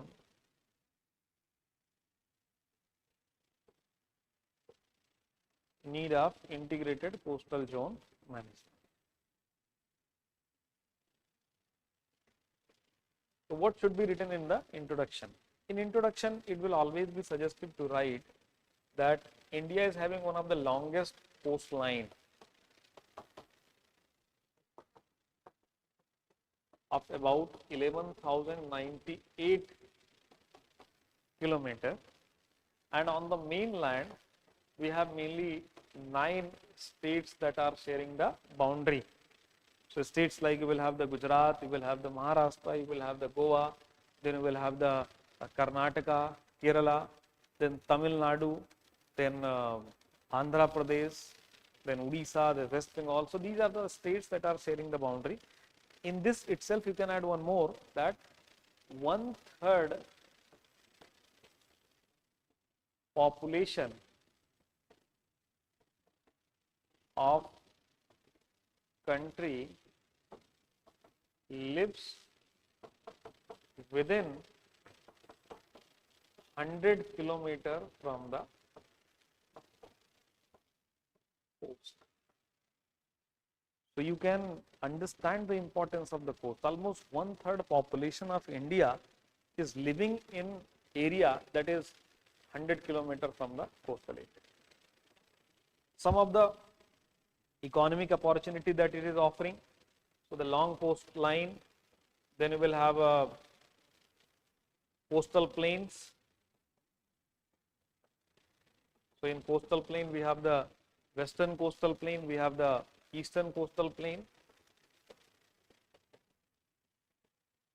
western coastal plain, eastern coastal plain. Eastern coastal plain is having fertile Eastern coastal plain is having fertile soil, so great potential of agriculture. Other than this, fishing. So we have a great potential of the fishing. We have some of the marshes, mangroves. So these are the some of the potential that the coastal land offers. Strategically also, coastal areas are very important because it's important for the strategically. Almost 95% of volume and 70% of the value of India's trade is along the coastal line. That is the based on the major ports. तो port आपके coast area पे हैं तो economically कितना important है, but it is also having lots of vulnerability. So which are the some of the important vulnerability you can highlight? So vulnerability like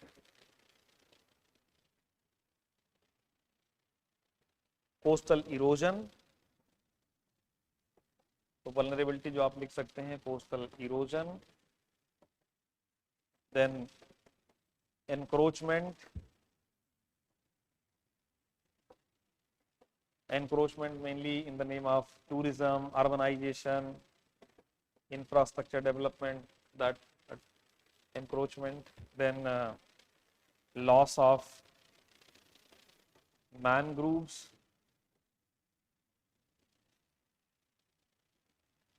effect of sea level rise, tropical cyclone, tsunami. So these are the some of the important vulnerability coastal areas offer. Now coming to the why we needed integrated coastal zone management, because when you will look out for the different flooding, coastal flooding,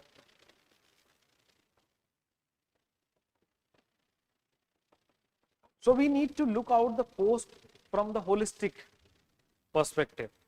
Like for the environmental related aspect, there is a different ministry. For agriculture, there is a different ministry. For the climate and other aspect like coastal erosion, there is a different ministry. So it is important to look out the coast as an entity, as a single entity, and all the aspects needs to be tackled holistically.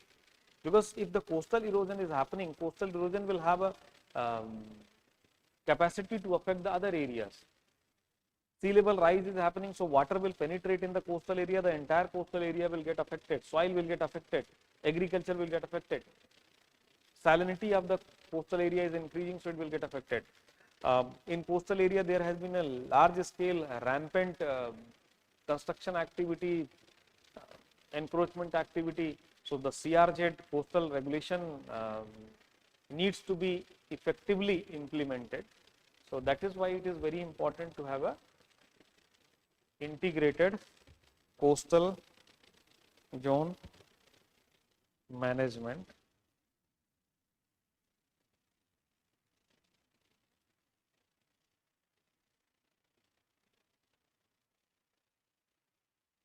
Also, you can highlight about the hazard zone mapping, identification, and promoting the resilient infrastructure in the coastal area. And most importantly, we need to consider the coastal population living in the coastal area as a part of that planning. So they are also important stakeholders. So their idea, their practice, their methods needs to be incorporated in the planning. So people should not be, it should not be like a top bottom approach, rather it should be bottom to top. So whatever the best practices is that is prevailing in that society, the local practices, indigenous practices needs to be applied. So these are the some of the things that you can highlight. In conclusion, so in conclusion you can write that fact that I have given, that how important the coastal area from the perspective of the trade, from the perspective of the economy. In fact, you can also highlight one important component, one important piece of information.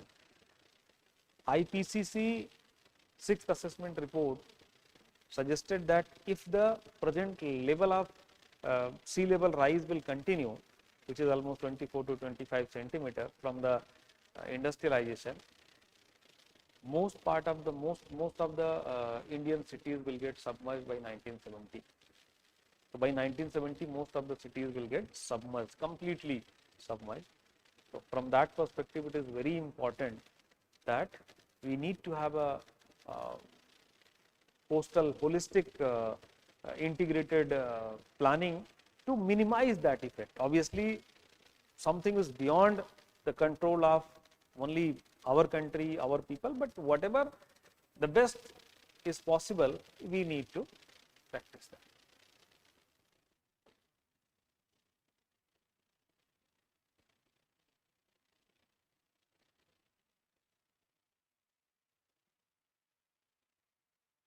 The wind and solar energy transition in India reflects both opportunity and spatial diversity. Analyze the regional patterns and barriers to universal renewable energy adoption. Now, in intro body, basically this question is from the energy topic, renewable energy.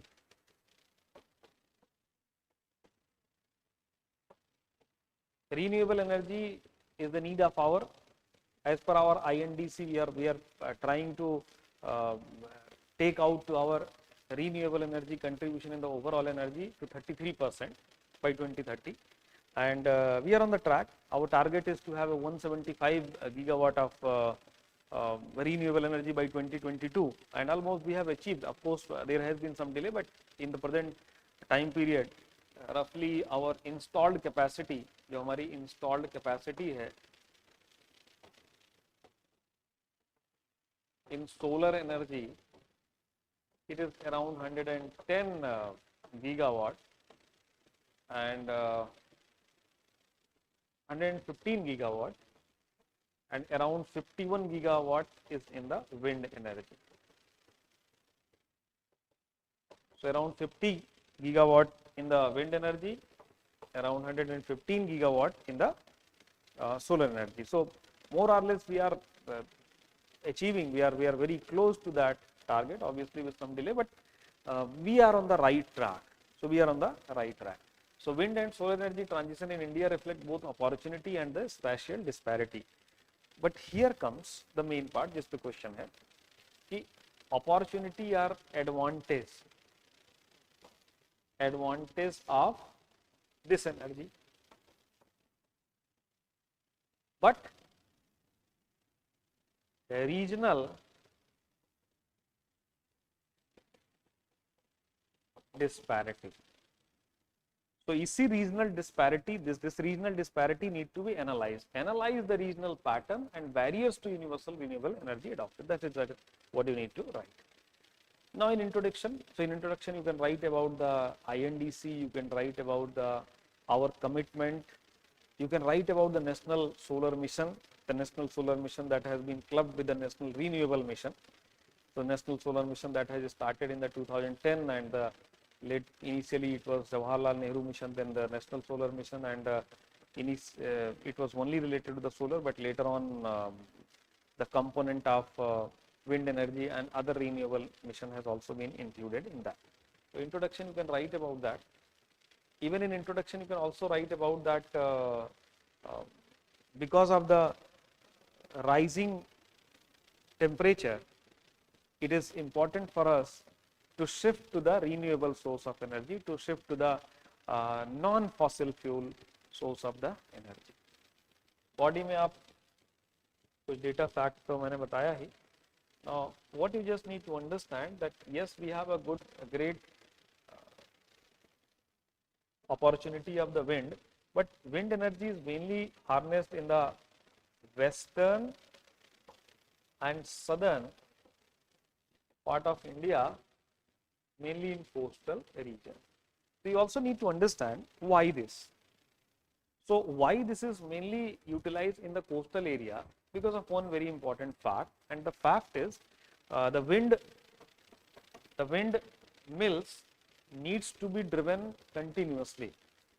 So in the coastal area only you will find that the wind is continuously blowing. In other part of the India you will find the wind is not blowing continuously. That is the one reason that why it is mainly being developed, and it is having a most of the installed capacity is limited to the states like Gujarat, states like Tamil Nadu. Because in other part of the country, like in the central India, the wind is stagnant because of the cold condition, because of the high pressure that will be witnessed in the winter season.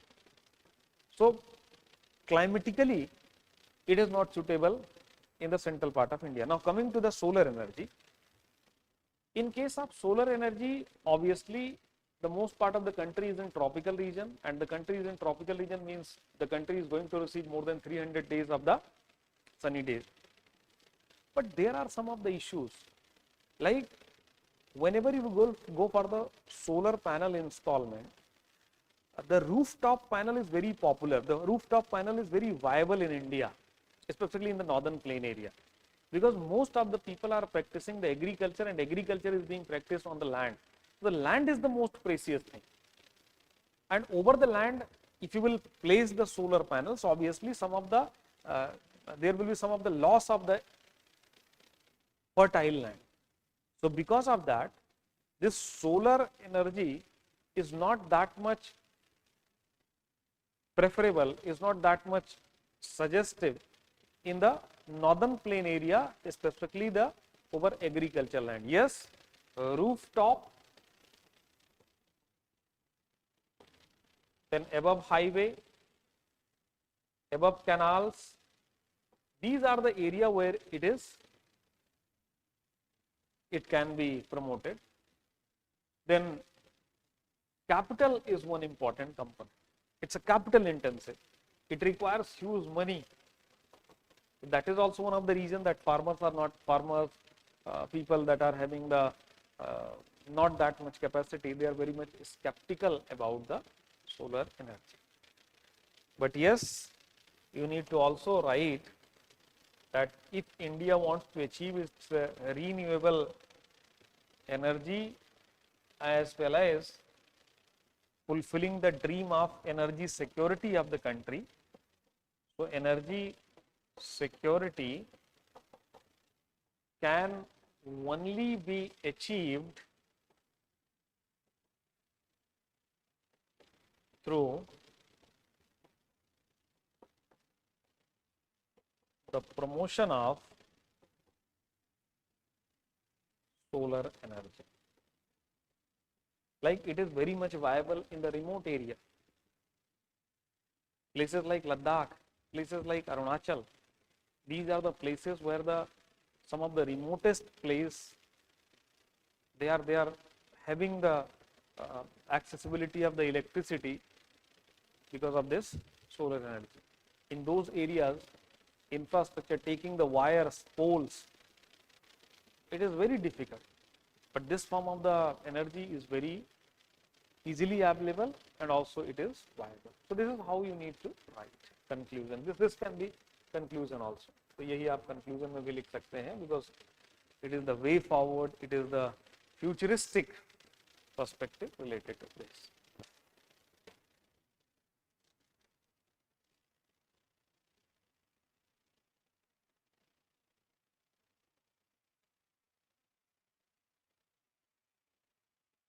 Next question. Mangroves are nature's defense system against climate-induced disaster.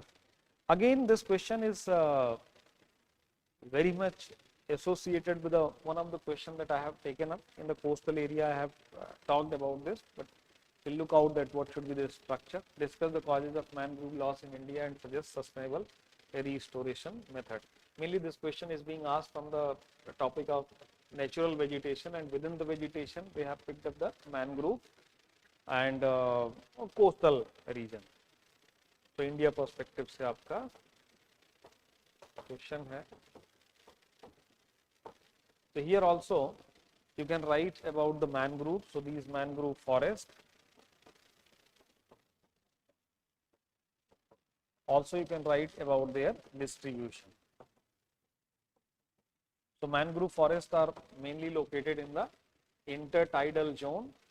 It's it is having one of the highest biodiversity, and the Most of the mangrove forests in India, they are present in Gujarat, in Goa, in Kerala, in Tamil Nadu, in Andhra, in West Bengal. So these are the places where you will find the mangrove. Some of the important places where we have the large scale mangrove forests like the Sundarban. In fact, the Sundarban itself is being called Sundarban because of the prevalence of important mangrove tree, that is Sundari. So due to the presence of the Sundari, it is known as the Sundarban. Now, mangroves are nature's defense. The utility of body में पहला part है utility of mangrove. Then causes of loss of mangrove. Causes of loss of mangrove. Suggest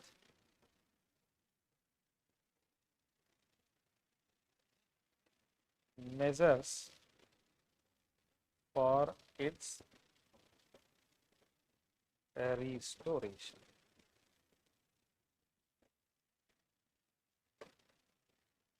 So, utility of mangrove. So, mangrove is very important.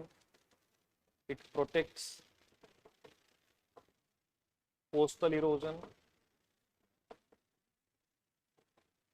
Almost 70% of the tropical cyclone. So, tropical cyclone gets minimized their effect. Then it's a good source of fishing, food. So these are some of the main utility of the mangrove. Now the question arises that why losses? So one of the losses is excessive use. So excessive use of mangrove forest. Then other than the excessive use, what is happening that mangroves are also being affected by the salinity. So oceans are getting more and more salinity, acidification. So due to increasing salinity, due to increasing acidification, mangroves are witnessing large scale change. Then there is some effect of coastal tourism. So coastal tourism and obviously rising population.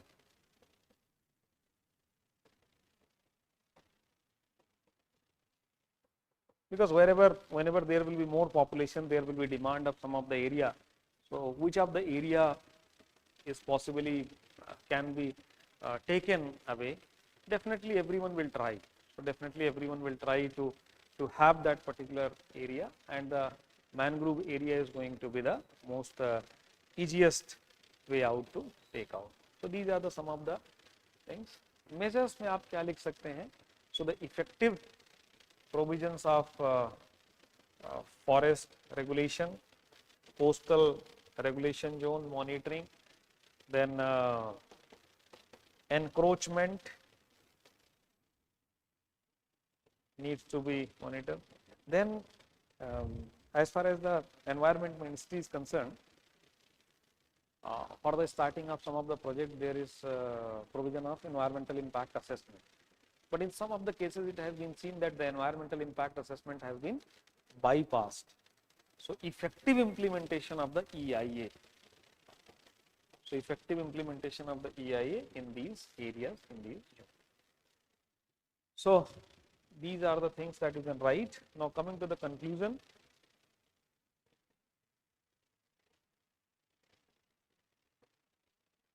In conclusion, you can write the same thing that I have suggested in the coastal area, that because 1/3 population of India is living up to 100 kilometers area from the coast, so it is very important that we need to protect the mangrove, which poses a great protection to the land and people in the coastal area. This is how you can write confusion. In fact, you can also write about the sea level rise and their consequences. So that aspect can also be presented.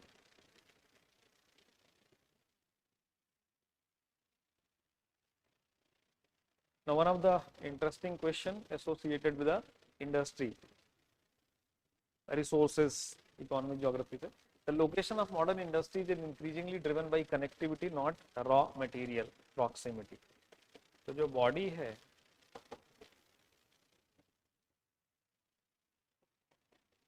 location of industry is based on connectivity. Examine the shift in the spatial pattern of heavy industries. So shift, ये जो location है, this is mainly shifting pattern of heavy industries. Now, what should be written in introduction?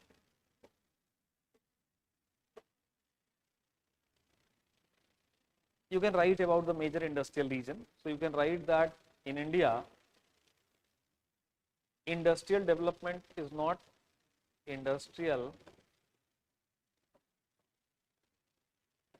development is not uniform, and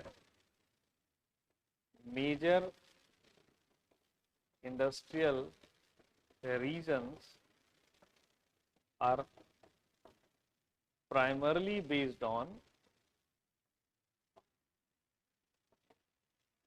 availability of raw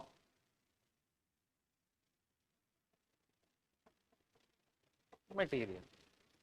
So basically, when you will look out the industry, Hooghly industrial region, Chota Nagpur industrial region, then Chennai Bengaluru industrial region, Mumbai Pune industrial region, Ahmedabad, Vadodara Surat industrial region, then Delhi Gurugram Meerut industrial region. So all these industrial regions, you will find that these industrial regions have developed, have evolved over the period of time, and the most important reason for their development is the raw material, because there is a classical economic model that has been presented by the Weber, and the Weber simply talk about the industry is primarily based on the market or the raw material. So either it is associated with the market. So if it's a weight losing raw material, so weight losing raw materials will be based on the raw material, and heavy industry is primarily the weight losing raw material based industry. So heavy industries are primarily the weight losing raw material based industry, and weight losing raw material based industry will always be associated with the raw material. Now the question arises, now the question is that why the shifting pattern? So here there are two things that you need to understand in this shifting pattern. One of the shifting pattern is the global, because most of the industry is based on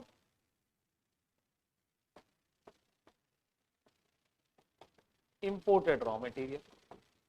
And if the industry is based on the imported raw material, so it will always be suggestive to set up the industry in the coast, in the port. So settling up industry in the Visakhapatnam, Kandla. So these are going to be very profitable. And in fact, let's suppose that there are two items, like the very classical case, steel ka example आप दीजिए, steel industry. Steel industry is primarily associated with the iron ore and the coal. Now what is happening?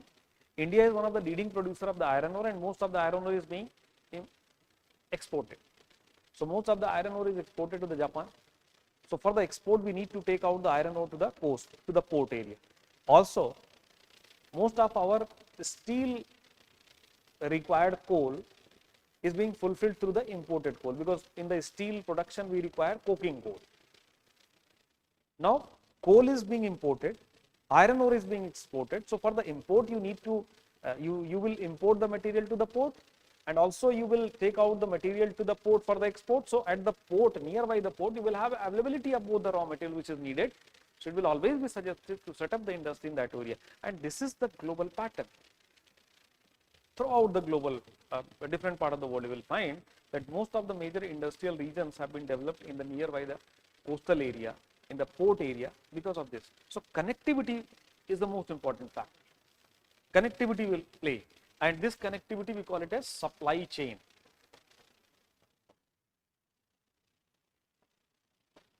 On top of it, there will be a port hinterland connectivity. Let's suppose that you will have a best port hinterland connectivity. From the Visakhapatnam, materials are easily available within a day in the markets of Delhi, in the markets of Bhopal, in Lucknow. So obviously, it will be easy, it will be suggestive to set up the industry in that area. तो यहाँ पे आपको लिखना है कि coast की तरफ industry जा रही. दूसरा, industrial corridors are emerging. Industrial corridor like Mumbai-Delhi corridor,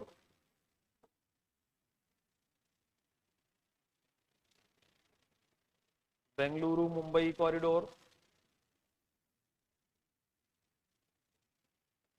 Kolkata-Chennai corridor. So these are the some of the area where there is a very well developed connectivity to the industries. Then the coastal highways.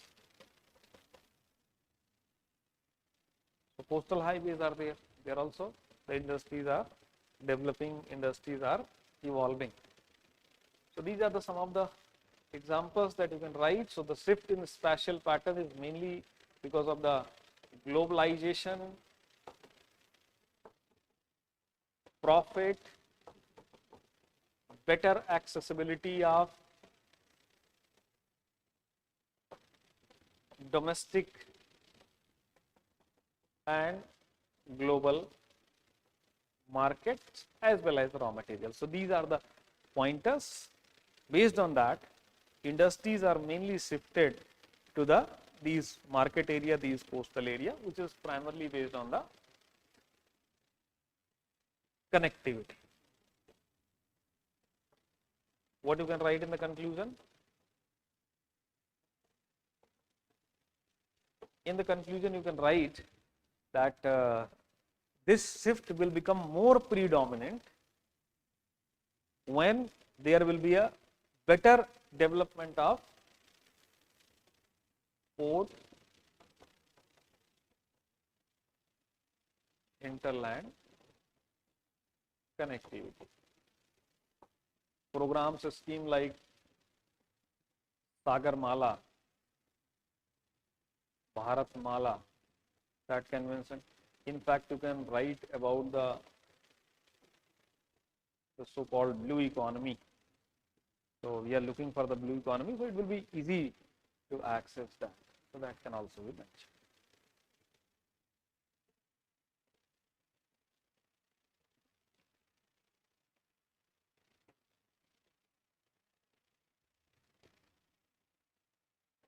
Last question.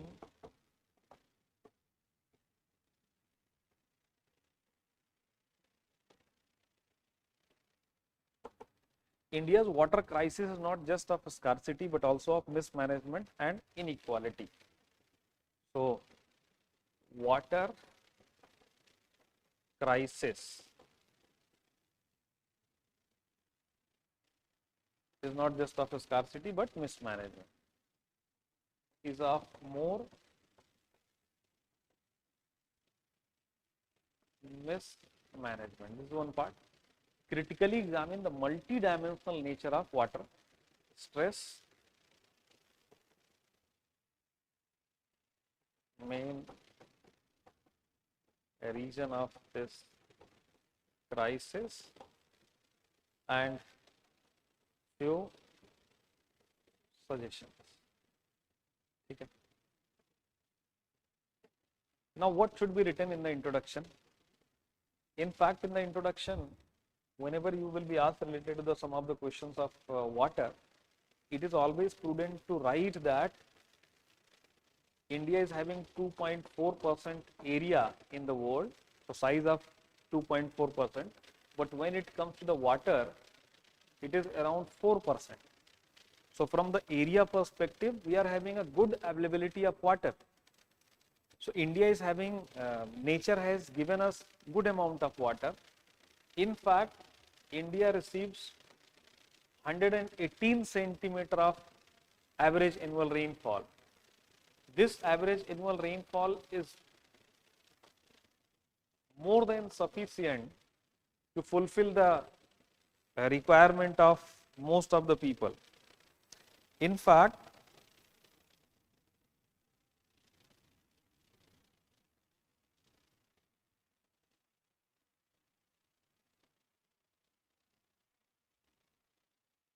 per capita availability still around 1500 cubic meter. So still it is having a comparatively in a better condition, because you need to understand that we have 17.5% population in the world. So as far as the water problem is concerned, water problem is more like a man-made. So whatever the water problem that we are witnessing is because of the man-made. Now coming to the what mismanagement we are doing. So let's take out that part. The very first thing that you need to highlight is deforestation. Deforestation is affecting what? Groundwater recharge. Because it is deforestation, because of that there will be very large scale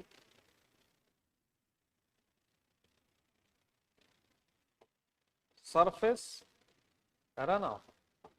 Water is coming, rainfall is coming, but because of the deforestation, water is not getting slowed down. So it is increasing. In fact, it will also affect the soil erosion.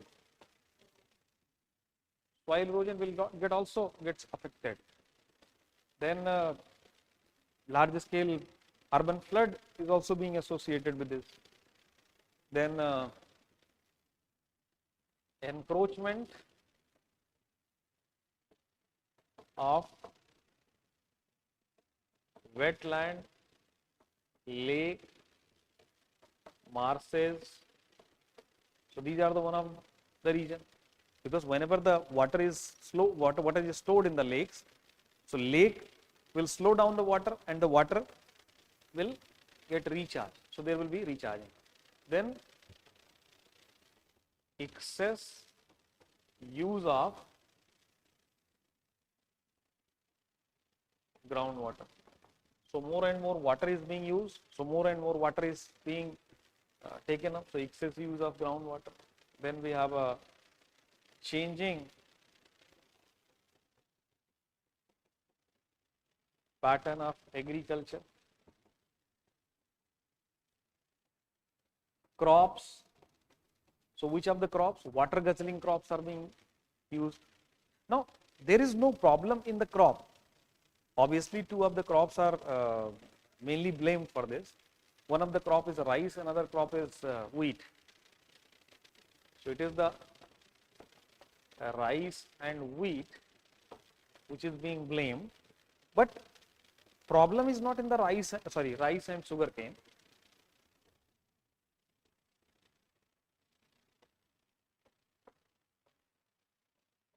So it is not in the rice and sugarcane. So problem is not in the rice and sugarcane. Problem is the water that we are utilizing. Because we are, Punjab, Haryana is cultivating the rice. Now in Punjab and Haryana, most of the rice is being cultivated based on the groundwater. So groundwater is being extracted, but when it comes to the recharge, groundwater recharge is not happening.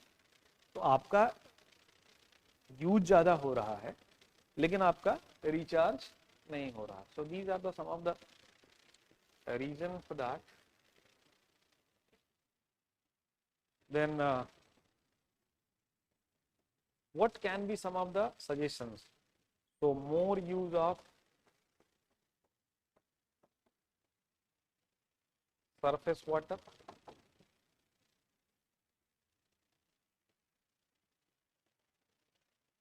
promoting water harvesting.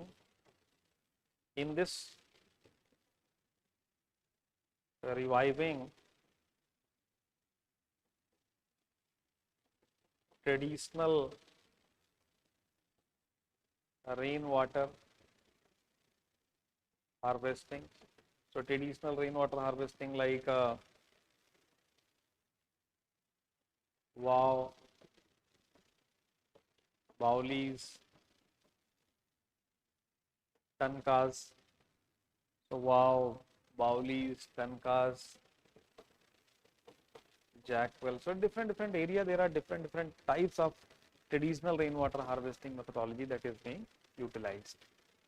Then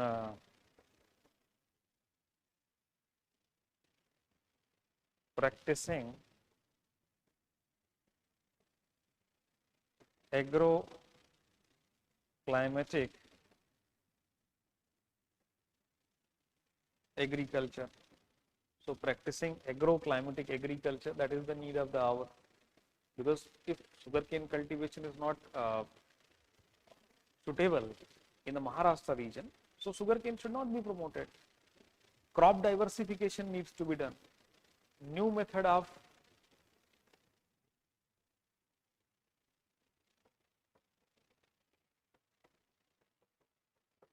new methods of crop. So these are the some of the suggestions that you can write, and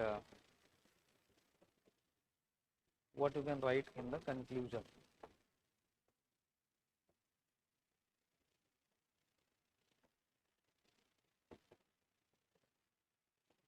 So in conclusion, you can write, India is well endowed with the water. The only problem is the management. If we will improve our management, if we will